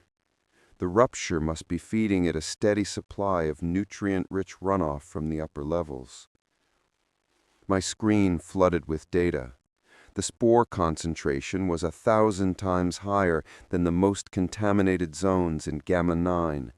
The ambient humidity was 100%. The biological energy readings were anomalous, impossible. "Pathogen," my mind insisted. "A fungal bloom thriving on decay. Analyze it, classify it, do your job." But my eyes betrayed my training. I saw the patterns in the pulsing light. They were too organized, too complex for simple biology. They resembled mandalas, neural pathways, swirling galaxies. It was a cartography of a new and terrible world. The hymners would fall to their knees here. They would call it the face of God, a beautiful, terrible face. And that was the dissonance, the hook in my gut. It was beautiful. An undeniably, breathtakingly beautiful plague. "We should go," Morrow stated. It wasn't a suggestion. "This air will corrode our filter seals in under an hour." I ignored her, taking a slow step forward. The air was thick with the spores, visible now in the beam of my headlamp as a swirling golden dust. Each mote was a seed of conversion, a tiny engine designed to rewrite a human mind into a prayer book for a fungal god. I was breathing a concentrated dose of faith, strained through the finest filters we could salvage. I wondered how much was getting through. Beneath the roar of the waterfall, there was another sound, a low-frequency hum that wasn't the city's heartbeat. It was deeper, more resonant. It vibrated up through the soles of my boots, a bass note that seemed to sink directly into my bones. It felt less like a sound and more like a presence. My gaze followed a particularly bright river of light as it flowed down the wall, culminating in a cluster of fungal blossoms near the base. They were different from the smaller ones I documented. These were large, bell-shaped things that opened and closed with the languid pace of a sleeping lung, releasing fresh, shimmering clouds of spores with every exhalation. "It's a hot zone," I said, stating the obvious. The words were for me, not for Morrow, a way to frame the awe in the sterile language of threat assessment, far more potent than anything the BCA intelligence suggested. "We know why that," Morrow countered, her hand resting on the hilt of the sharpened rebar she carried. "We're not staying long enough to join them." I took another step. The cognitive dissonance was sharpening into a physical sensation, a pressure behind my eyes. "This is what broke Thorne," a voice in my head whispered. "He stopped seeing the pathogen and started seeing the pattern." I pushed the thought away. Thorne was a fool. He let sentimentality and ego corrupt his science. "I am not Thorne. I am Joric Kantor. I am the man who proves gods are just diseases." Yet I couldn't look away. The slow, rhythmic pulse of the network was like a heartbeat. The cascading water was a constant sigh. The hum was a chant. The entire chamber was a liturgy of non-human worship. For a fleeting, terrifying moment, I felt a profound sense of intrusion, as though I had stumbled into a holy sanctum uninvited. Then it happened. A tremor ran through the wall, not a structural groan, but a biological one. The light within the network flared, shifting from blue and green to a deep arterial violet. The hum intensified, and for a single, impossible second, it resolved into a chord, a clear, resonant musical note that hung in the air, distinct from the white noise of the waterfall. My blood ran cold. The heartbeat of Benthos was a dying drum in this place. The low-frequency thrum of the city's primary pumps, usually a constant, reassuring pressure in the bones, was here a stuttering, arrhythmic groan. Joric stood on a grated catwalk, slick with algal slime, the sound of his own regulated breathing loud in his ears. Below him, in the cavernous dark of the pump room, black water churned sluggishly. This was Gamma-9's necrotic core, the source of the flood, the epicenter of the faith he'd been sent to dissect. His lumen stick cut a harsh, sterile cone through the humid air, revealing a cathedral of rust. Massive pipes, thick as ancient trees, crisscrossed the space, their surfaces weeping condensation. And on the largest of them, the primary outflow conduit, the murmuration, thrived. It wasn't a mold, not a simple fungus. It was a tapestry of living light. Veins of greasy, cyanotic blue and feverish, sickly green pulsed with a slow, internal rhythm, a counterbeat to the failing heart of the machinery. It clung to the pipe in great fleshy scallops, like coral growing on a shipwreck. The air, even through his rebreather's filters, tasted thick, metallic, and cloyingly sweet, the smell of honey and rot, the hymnal of the new god. Contempt was a cold, familiar weight in his gut. He'd seen a dozen variants of this. Neurotoxins in ventilation systems, psychotropic algae blooms in cisterns, mass hysteria born of desperation. This was just another biological anomaly, a particularly beautiful one, he'd concede, a pathogen with good marketing.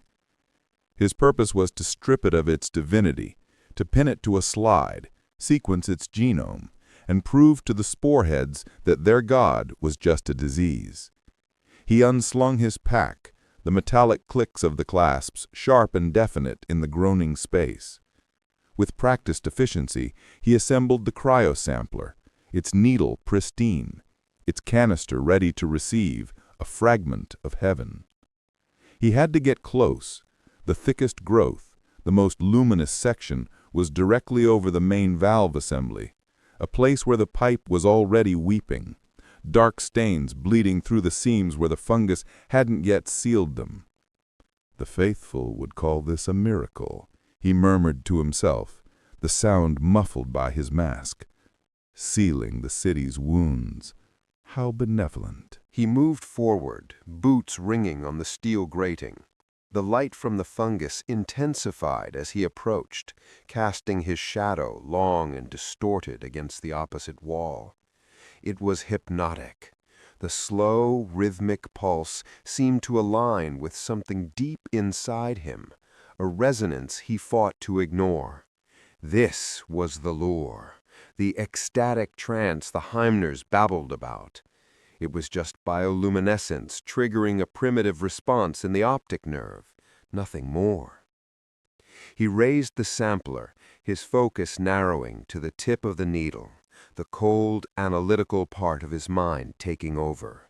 Find the nucleus, take the sample, get out. That's when the groan changed. It wasn't the deep bass shudder of the superstructure settling. This was new. A high, metallic shriek, like steel tearing. Joric froze, sampler held aloft. His gaze shot upwards following the sound. Above him, a smaller feeder pipe, caked in rust and swollen with the parasitic bulge of the murmuration, was visibly vibrating. The strain was immense.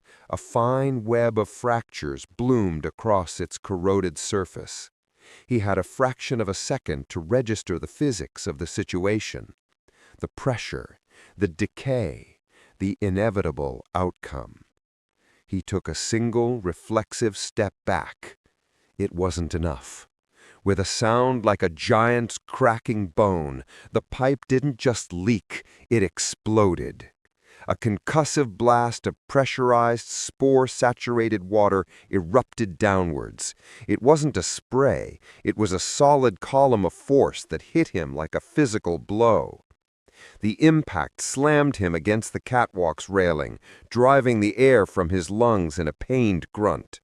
The cryosampler flew from his grasp, skittering into the darkness below with a splash.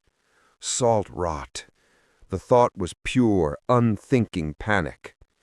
His rebreather, his shield of purity, was compromised. The force of the blast had knocked the mask sideways, breaking the hermetic seal around his jaw. Icy, foul water flooded the inside of the mask, a torrent of rust and biological matter. It filled his mouth, his nostrils. He was drowning on his feet. His body, desperate for oxygen, betrayed him. Against every iota of his training, against all conscious will, his diaphragm convulsed.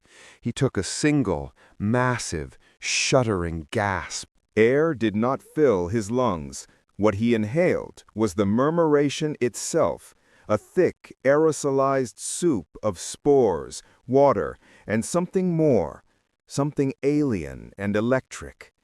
It was a physical presence, coating the delicate tissues of his alveoli. The taste was overwhelming, the copper of old blood, the brackish salt of the deep city, and beneath it all, that sickeningly sweet perfume of decay, now a fire searing its way down his throat. His world dissolved. The greasy blues and greens of the fungus ceased to be external lights. They flared behind his eyes, a supernova of color in his skull.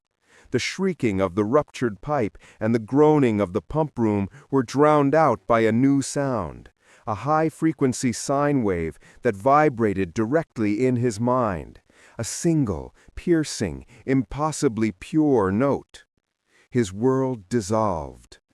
The floor tilted violently, or maybe he did. His knees buckled. The grating rushed up to meet him, the impact a distant percussion. He lay there, choking, twitching, soaked in the god he'd come to kill. His clinical detachment had been scoured away in an instant, replaced by the shrieking terror of a lab animal injected with an unknown compound. Contaminated, compromised, violated. The words were meaningless static. The pathogen was inside, not as a foreign body to be purged, but as a new signal overriding his own. As the darkness swarmed at the edge of his vision, a final image bloomed in the chaos of his mind, not a memory, but a presence. A flicker of a small face, framed by dark hair, her eyes wide with a question he could no longer remember. A name formed on his lips, a bubble of spore-thick water. Anna. The world returned as a smear of pain and orange light. A high-frequency whine drilled into Joric's skull, the aftershock of the concussive blast that had thrown him against the pump's housing. He tasted copper and something foully sweet, like overripe fruit left to rot in stagnant water. The grating of the catwalk was pressed into his cheek, its rusted texture a grid of cold, sharp lines against his skin. Every gear in the massive reclamation pump beside him seemed to grind against his bones, a deep, shuddering groan that vibrated up through the metal floor and into his teeth. His training kicked in before consciousness fully settled. Assess, report, continue. He pushed the litany of BCA protocols away. They were useless here. This was not a structured scenario. This was a breach. He blinked, and the emergency strobes painted the scene in jerky, violent flashes. In one flash, the ruptured pipe, venting a shimmering cloud of particulates. In the next, the greasy, bioluminescent sheen of mycelium crawling over every surface, pulsing with a sickly blue-green light. The air was thick enough to drink, heavy with humidity, the ozone tang of arcing electricity, and that cloying honey and rot scent of the murmuration at peak bloom. Spores. He was breathing a dense aerosol of the very pathogen he was here to dissect. Contamination level, critical, a cold, detached corner of his mind noted. Neurotrophic agent, Class 7 classification. Prognosis, variable. He tried to push himself up, but his limbs felt disconnected, heavy as lead ingots. His rebreather had been torn from his face in the blast. Its hose hissed uselessly a few feet away. A foolish, rookie mistake. He had underestimated the cultists' desperation, their willingness to rupture a primary conduit just to create a baptismal font for their god. Then, through the cacophony of the groaning pump and the electrical hiss, came a new sound. It was small, delicate, impossibly out of place. He forced himself to look, to confront the symptom head-on. The cloud of spores billowing from the broken pipe was a living thing, a roiling nebula of microscopic lights. The emergency strobes caught the particles, turning the mist into a swirling galaxy of gold and green. As he watched, the random dance of the spores began to change. The chaos found a rhythm. The motes of light stopped drifting and began to draw together, coalescing. It was like watching iron filings align to a magnet that wasn't there. His breath hitched. The clinical detachment shattered. This wasn't in any of Thorne's case files. This wasn't a passive contaminant. This was organization. The shimmering particles swirled into eddies, then into lines, weaving a shape out of the thick, luminous air. A small shape. A human shape. Joric scrambled backward, the sound of his armored vest scraping against the grate loud and panicked in the sudden silence of his mind. The pump still groaned, the water still dripped, but he couldn't hear it anymore. All his senses were focused on the impossible thing taking form in the spore cloud. It was a girl. A little girl, no older than 7, wearing a simple blue dress he knew better than his own reflection. He had bought it for her 8th birthday, a week before the sirens began their final song. Her hair was the color of dark honey, catching the fungal light in a halo. Her feet were bare, hovering inches above the grimy catwalk, leaving no disturbance in the film of moisture. She was solid. She was real. Every detail was perfect, from the small silver locket around her neck to the tiny scar above her left eyebrow where she'd fallen from the reclamation tank ladder. His mind screamed, a raw primal denial. Memory engram, a complex protein-based hallucination triggered by the pathogen's interaction with the hippocampus. It is not real. But his heart hammered against his ribs, a frantic drumbeat of pure, unadulterated terror. He could smell her. Not the rot of the city, but the faint scent of sea salt and sunshine that had always clung to her hair, a scent that hadn't existed in Benthos for 80 years. The apparition turned her head, and her eyes found his. They were her mother's eyes, a deep, clear gray. There was no accusation in them, no ghostly sorrow, only a quiet, innocent curiosity. A small smile touched her lips.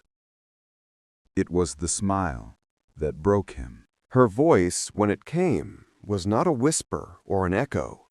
It was solid, real, and laced with a melody that had been the only hymn he'd ever truly believed in. "Are you lost, Daddy?" The question struck him with the force of a physical blow. It was the same thing she had asked him that last day, huddled in the storm shelter as the world outside was being washed away, her small hand clutching his. "Are you lost, Daddy?" He hadn't known how to answer then, and he didn't now. The word lodged in his throat, a shard of glass. He could only stare, his meticulously constructed world of logic and nihilism collapsing into dust. He wanted to reach out. He wanted to scream. He did neither. He just watched as the edges of her form began to fray. The perfect illusion wavered, the particles of light losing their cohesion.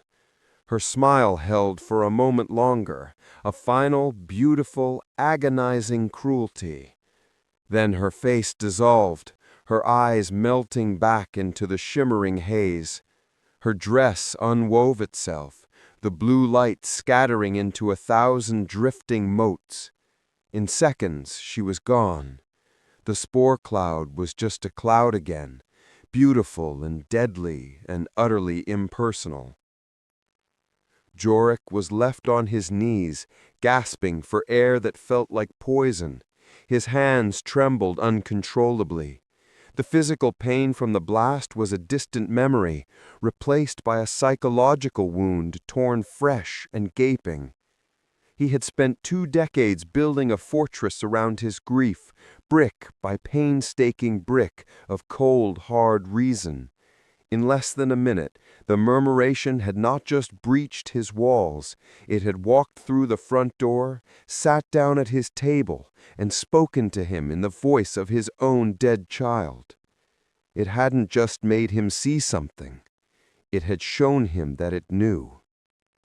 He left Morrow with a choked excuse about checking perimeter integrity, a lie so thin it was transparent.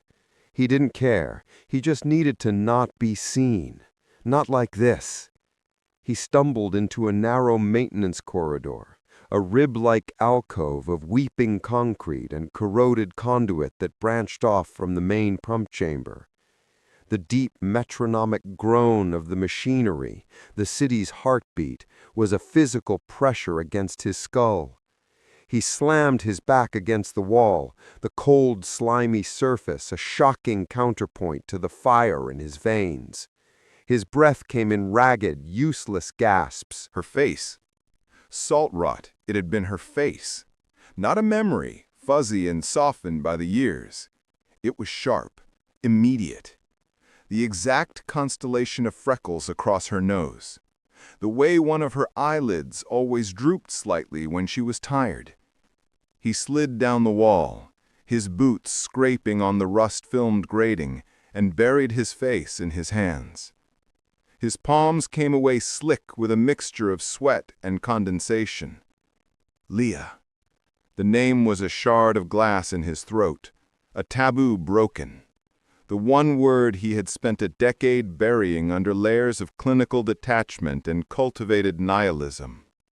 It had been her voice. That small, piping sound that could cut through any despair. "Daddy, are you lost?" He wasn't lost. He was being poisoned. He was under chemical assault. Joric's hands, shaking uncontrollably, fumbled at the clasps of the hardened case on his belt, the diagnostic kit, his shield, his gospel. The latches felt impossibly complex, his fingers clumsy and useless. A surge of pure animal panic rose in his chest. He was losing control. The organism was inside his head, playing his memories like a hymnal. He gritted his teeth, the sound a dry crack in the humid hair, and finally forced the case open. Inside, nestled and custom-molded foam, were the instruments of his faith. The auto-injector, a gleaming silver pen filled with clarity -8. The microcentrifuge, the slide reader, his portable slate. This was his altar. He worked with a frantic, desperate precision, the muscle memory of the procedure the only steady thing in his collapsing world. He pulled up the sleeve of his jacket, revealing the pale, scarred skin of his forearm. The air was thick with the ozone tang of the nearby pump and the cloying, sweet decay of the murmuration. He could almost taste it now, like honey and grave dirt. He pressed the tip of the auto-injector against a vein. For a second, he hesitated. What if this didn't work? What if the science failed? What if... No. It was a pathogen. It had a mechanism of action. It could be countered. He thumbed the actuator. The hiss was sharp, followed by a violent jolt. A chemical coldness shot up his arm, a fire break against the encroaching fog. His heart hammered against his ribs, a frantic, syncopated rhythm against the steady groan of the pump. The edges of his vision, which had been swimming in a greasy, bioluminescent haze, sharpened with painful clarity. But the clarity didn't erase the memory. It only etched it deeper, removing the dreamlike quality and leaving behind something that felt terrifyingly real, a perfect, high-fidelity recording of his greatest trauma. Right. He spoke the word aloud, his voice a raw croak. Baseline established. Now for the variable. He picked up the lancet. His hand still trembled, a fine, high-frequency vibration. He cursed, bracing his wrist against his knee to steady it. He pricked the tip of his index finger. A perfect dark bead of blood welled up. He carefully smeared it onto a fresh slide, his movements jerky and overwrought. He slotted the slide into the analyzer connected to his slate, the soft click of it seating properly, a small, hollow victory. He stared at the slate as the machine whirred, the tiny gears and sensors performing their sacred work.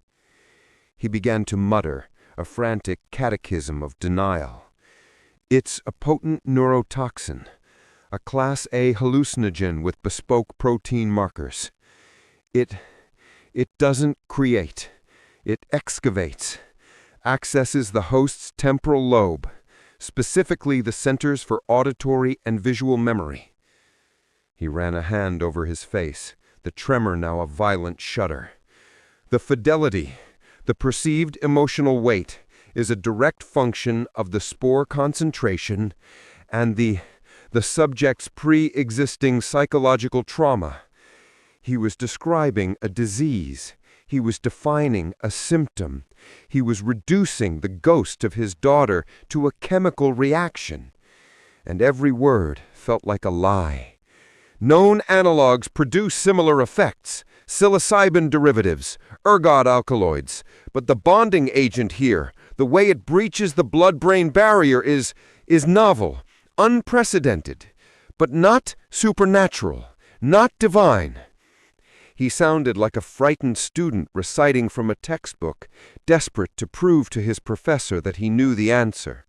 The only person here to convince was himself, and he was failing. "Daddy, I can't find Mommy." He squeezed his eyes shut. "Salt rot. Get out of my head," he snarled at the empty alcove. The slate chimed, a soft electronic tone that cut through the gloom. He stared at the screen. Lines of data scrolled past.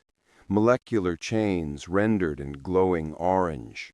Graphs charting cellular reactions. It was all there, just as he'd predicted. A complex psychoactive compound of fungal origin. A positive match for the new agent he'd designated Myco Veritas 7. Victory.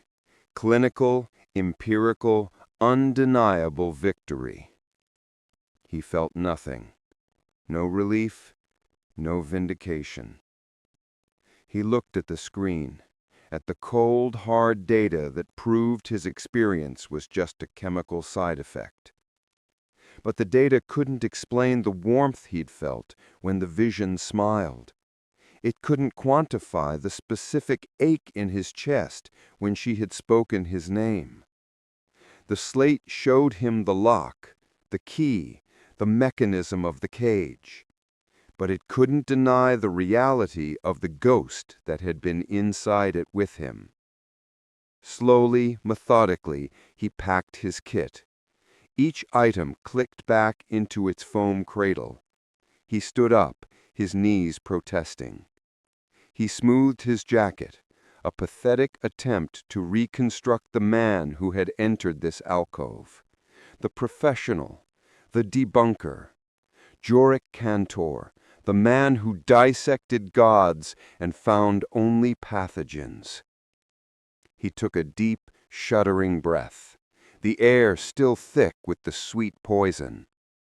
He had his proof. The murmuration was just a fungus, and its voice was just a potent neurotoxin. He had won the argument. But as he stepped out of the darkness of the alcove and back into the sickly green glow of the gill racks, one terrifying certainty remained. The toxin was in his blood, but her voice was still in his head. The narrow access conduit spat Joric out into the plaza like a piece of phlegm. He stumbled, one hand bracing against the weeping, rusted bulkhead. The air tasted different here. The perpetual ozone tang of stressed scrubbers was still present, but it was thinner, overridden by the sweet, cloying scent of rot and honey that heralded the murmuration. Worse than the smell was the sound.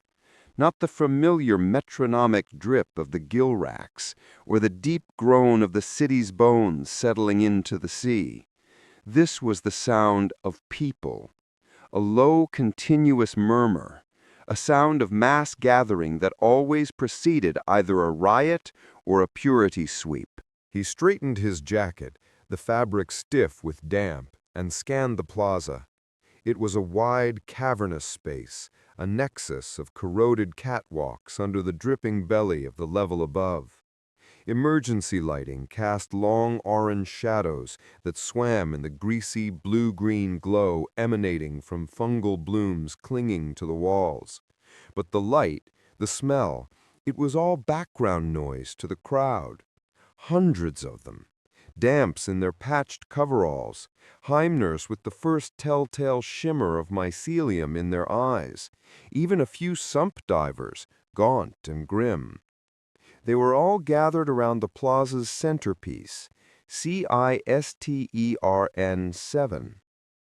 Joric knew the cistern, a monolithic cylinder of pre-deluge concrete, 20 meters high, its sides stained black with toxic runoff. Official BCA status: salt rot contaminated, condemned. Its output valve had been sealed for a cycle, a monument to the authorities' inability to keep pace with the city's decay. Yet the crowd wasn't protesting its failure. They were celebrating it. His hand instinctively went to the sidearm holstered under his arm. This was wrong. This level of communal hope was a precursor to violence.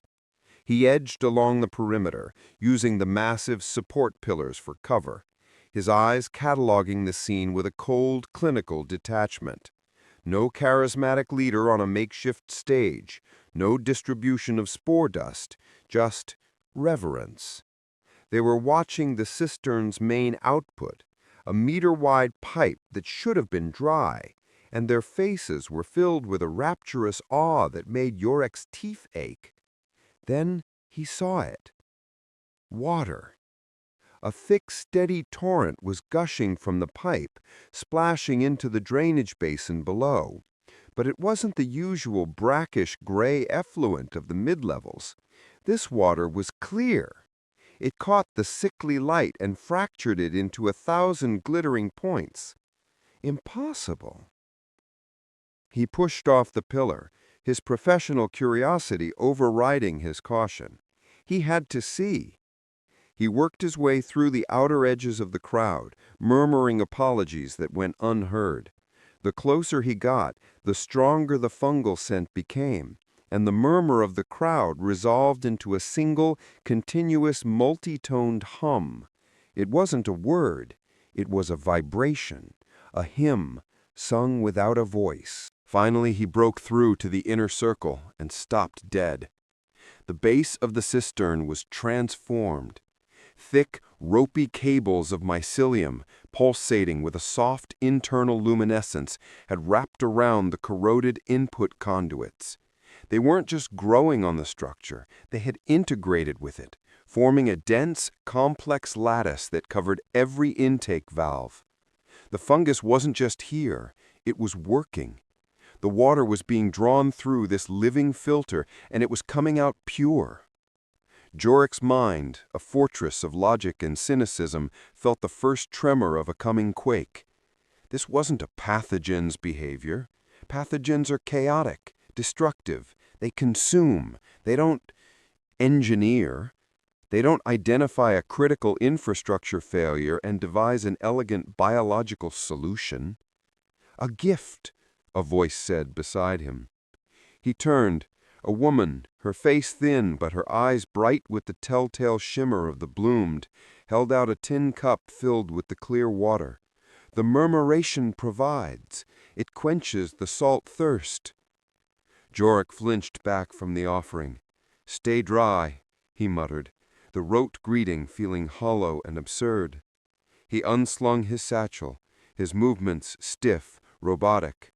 He pulled out the portable diagnostics kit, the sleek metal and blinking LEDs a stark contrast to Jorganic miracle before him. He knelt by the basin, ignoring the woman, ignoring the hymn that seemed to vibrate in his very bones. He dipped the sensor probe into the flowing water. His wrist-mounted interface chirped. The screen lit up. He stared at the readings, his breath catching in his throat. Total dissolved solids, 0.002%. Salinity, negligible. Microbia contaminants, null. Heavy metals, null. It wasn't just potable, it was Aerie grade, purer than the water these people received once a week from the BCA's hydrators, purer than the water Kalen drank. Salt rot. It can't be. He felt a wave of vertigo. His meticulously constructed reality, the one where every god was a fraud and every miracle a trick of chemistry or psychology, was fracturing. This wasn't a trick. This was a direct, undeniable act. The murmuration hadn't just offered a vague promise of salvation. It had identified the most pressing physical need of this community, a need the BCA had failed to meet, and it had provided. It wasn't just spreading, it was competing, it was governing. As if on cue, a man at the front of the crowd who had just finished drinking a deep draught of the water cried out. He dropped his cup with a clatter and fell to his knees. But it wasn't a cry of pain, it was a gasp of pure ecstasy. Joric watched, paralyzed, as a delicate latticed web of blue-green light bloomed across the man's face, tracing his veins like a living circuit board. His eyes, once dull with fatigue, widened with blissful, unseeing wonder. He began to hum, his voice joining the collective hymn seamlessly, another instrument in the orchestra. Then another person fell, and another. A chain reaction of conversion, hundreds of them drinking the gift, and in return giving themselves to the giver. They weren't being infected against their will, they were choosing this, choosing blissful servitude over the meaningless suffering of their lives. Joric scrambled back, stumbling away from the basin as if the water itself was scalding. His heart hammered against his ribs, a frantic, terrified drum against the steady, hypnotic beat of the hymn. His fragile composure, the shield of nihilism he had spent years building, was gone. In its place, a dawning, obsessive horror bloomed. He had come here to debunk a sickness, to catalog symptoms, trace vectors, and identify a biological source he could sterilize. But this wasn't a sickness. A sickness doesn't think. A sickness doesn't strategize. A sickness doesn't perform miracles. He stared at the scene, the glowing, intelligent filter, the clear, life-giving water, and the growing chorus of the converted. The word pathogen felt like a child's toy in the face of an avalanche. His mission wasn't to contain a disease anymore. That was a comforting lie. He was here to investigate a power that could think, build, and budget for the hearts and minds of a dying city. His greatest fear, the one he buried under layers of professional scorn, was crawling out of its grave. He was hunting a god, and it was winning. The plaza below wasn't a scene of contagion. It was a cathedral. From his precarious perch on a rusted maintenance gantry, Joric Kantor watched the aftermath of the miracle. 1,000 souls, moments ago a desperate mob clawing for purified water, now stood in placid, swaying unison. Their heads were tilted back, faces slick with moisture, and bathed in the sickly green-blue glow of the mycelial bloom that had transformed the cistern. The air, once sharp with the ozone tang of failing scrubbers, was now thick with the cloying sweetness of honey and rot. It coated the back of his throat, a violation he could still taste. They were not screaming. They were not fighting. They were singing, but without sound. A symphony of silent, synchronized movement. A prayer conducted by an invisible maestro. The whispering sickness had a new name now, a new face. This was not sickness. This was worship. Joric's gloved hand trembled as he gripped the corroded railing. He looked at his own palm, half expecting to see the shimmering spores that had burst from the cistern's valve. He could still feel the phantom pressure of the blast, the way the air had gone thick and particulate. And then, her, Ilara. Not a memory. A memory was a faded photograph, worn at the edges. This had been a physical presence. The precise weight of her small hand in his, the exact scent of sea salt and innocence that clung to her hair after a day on the shore, back when there still was a shore. a construct so perfect, so detailed, it was a blasphemy against the crude reality of her death. The murmuration hadn't just shown him a ghost, it had reverse-engineered his grief and presented him with a perfect, living copy. He squeezed his eyes shut, but the image was burned onto the inside of his eyelids.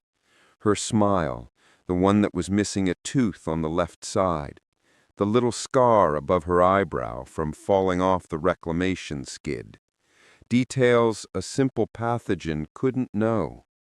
Details he himself had buried under 82 years of structured, professional nihilism. What are you? The question was a physical ache in his chest, colder and harder than the guilt he'd carried his whole life. A fraud, a pathogen, a biological trick of the light, those were enemies he understood, enemies he could dismantle with logic and chemistry. But this felt like something that had reached into his soul, examined the pieces of what he once was, and asked if he wanted them back. And the most terrifying part? Some broken thing inside him had whispered, yes. A burst of static from the commune it clipped to his collar ripped him from the reverie. The sound was abrasive, a shard of glass in the humid, holy silence. Kantor, respond. This is Commander Rask. Acknowledge transmission. Joric took a ragged breath, the sweet air stinging his lungs. He thumbed the receive button. Kantor here. His voice was a rasp. We have telemetry on a mass spore event originating from your position in Gamma-9. Catastrophic vector bloom. Confirmation? Rask's voice was devoid of emotion, a series of data points delivered with the cadence of an execution order. Joric looked down at the 1,000 swaying converts. Confirmation, he managed to say. The cistern, it bloomed, purified the water. They drank it. There was a moment of silence on the other end, but it wasn't contemplative. It was the sound of a processor calculating variables. Understood. Your contract is now suspended under BCA Public Health Mandate 7 Delta. You are to abort your investigation immediately. An evac team is en route to your extraction point. Proceed there now, Kantor. You are to undergo full-spectrum decontamination and quarantine. That is a direct order. Quarantine. Decontamination. Rask was trying to scrub away a god with antiseptic. Joric almost laughed, a dry, choked sound. The commander saw a biological breach, a threat to structured survivalism. He couldn't see the truth blooming in the plaza below. He couldn't see the face of a dead child conjured from fungal dust and despair.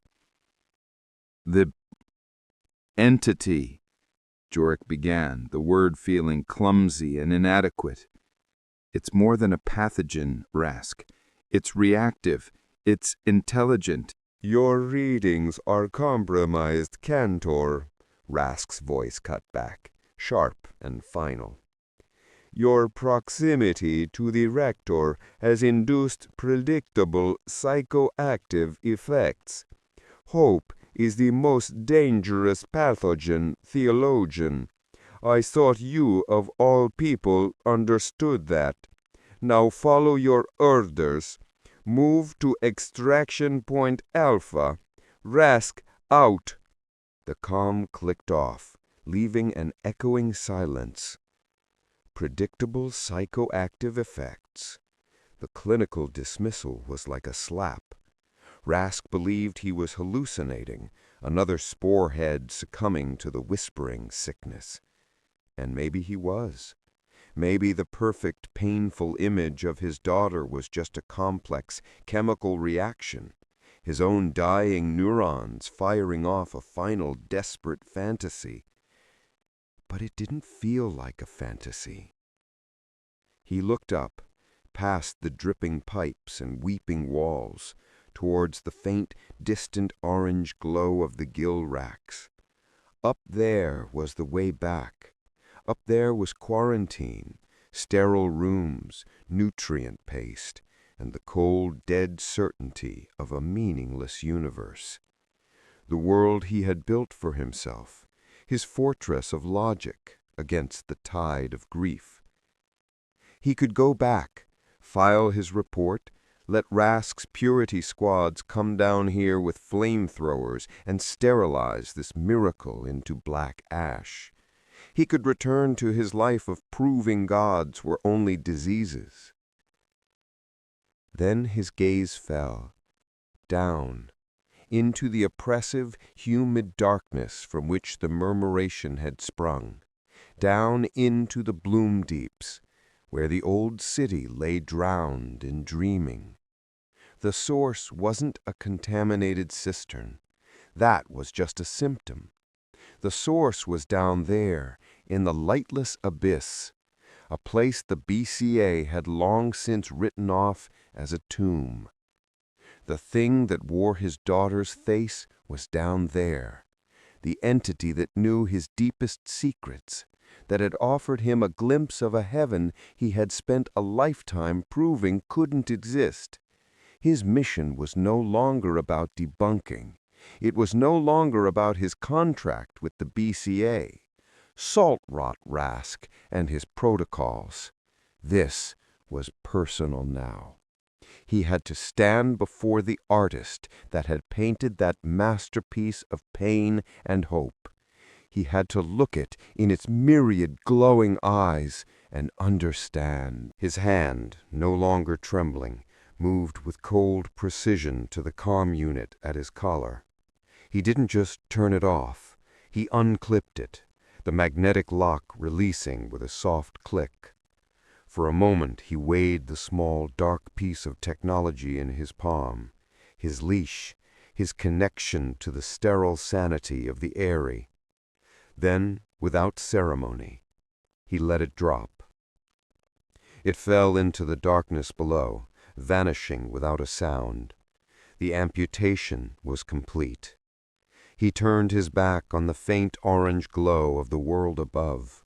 Before him, a skeletal catwalk descended into the greasy, bioluminescent gloom of the sump.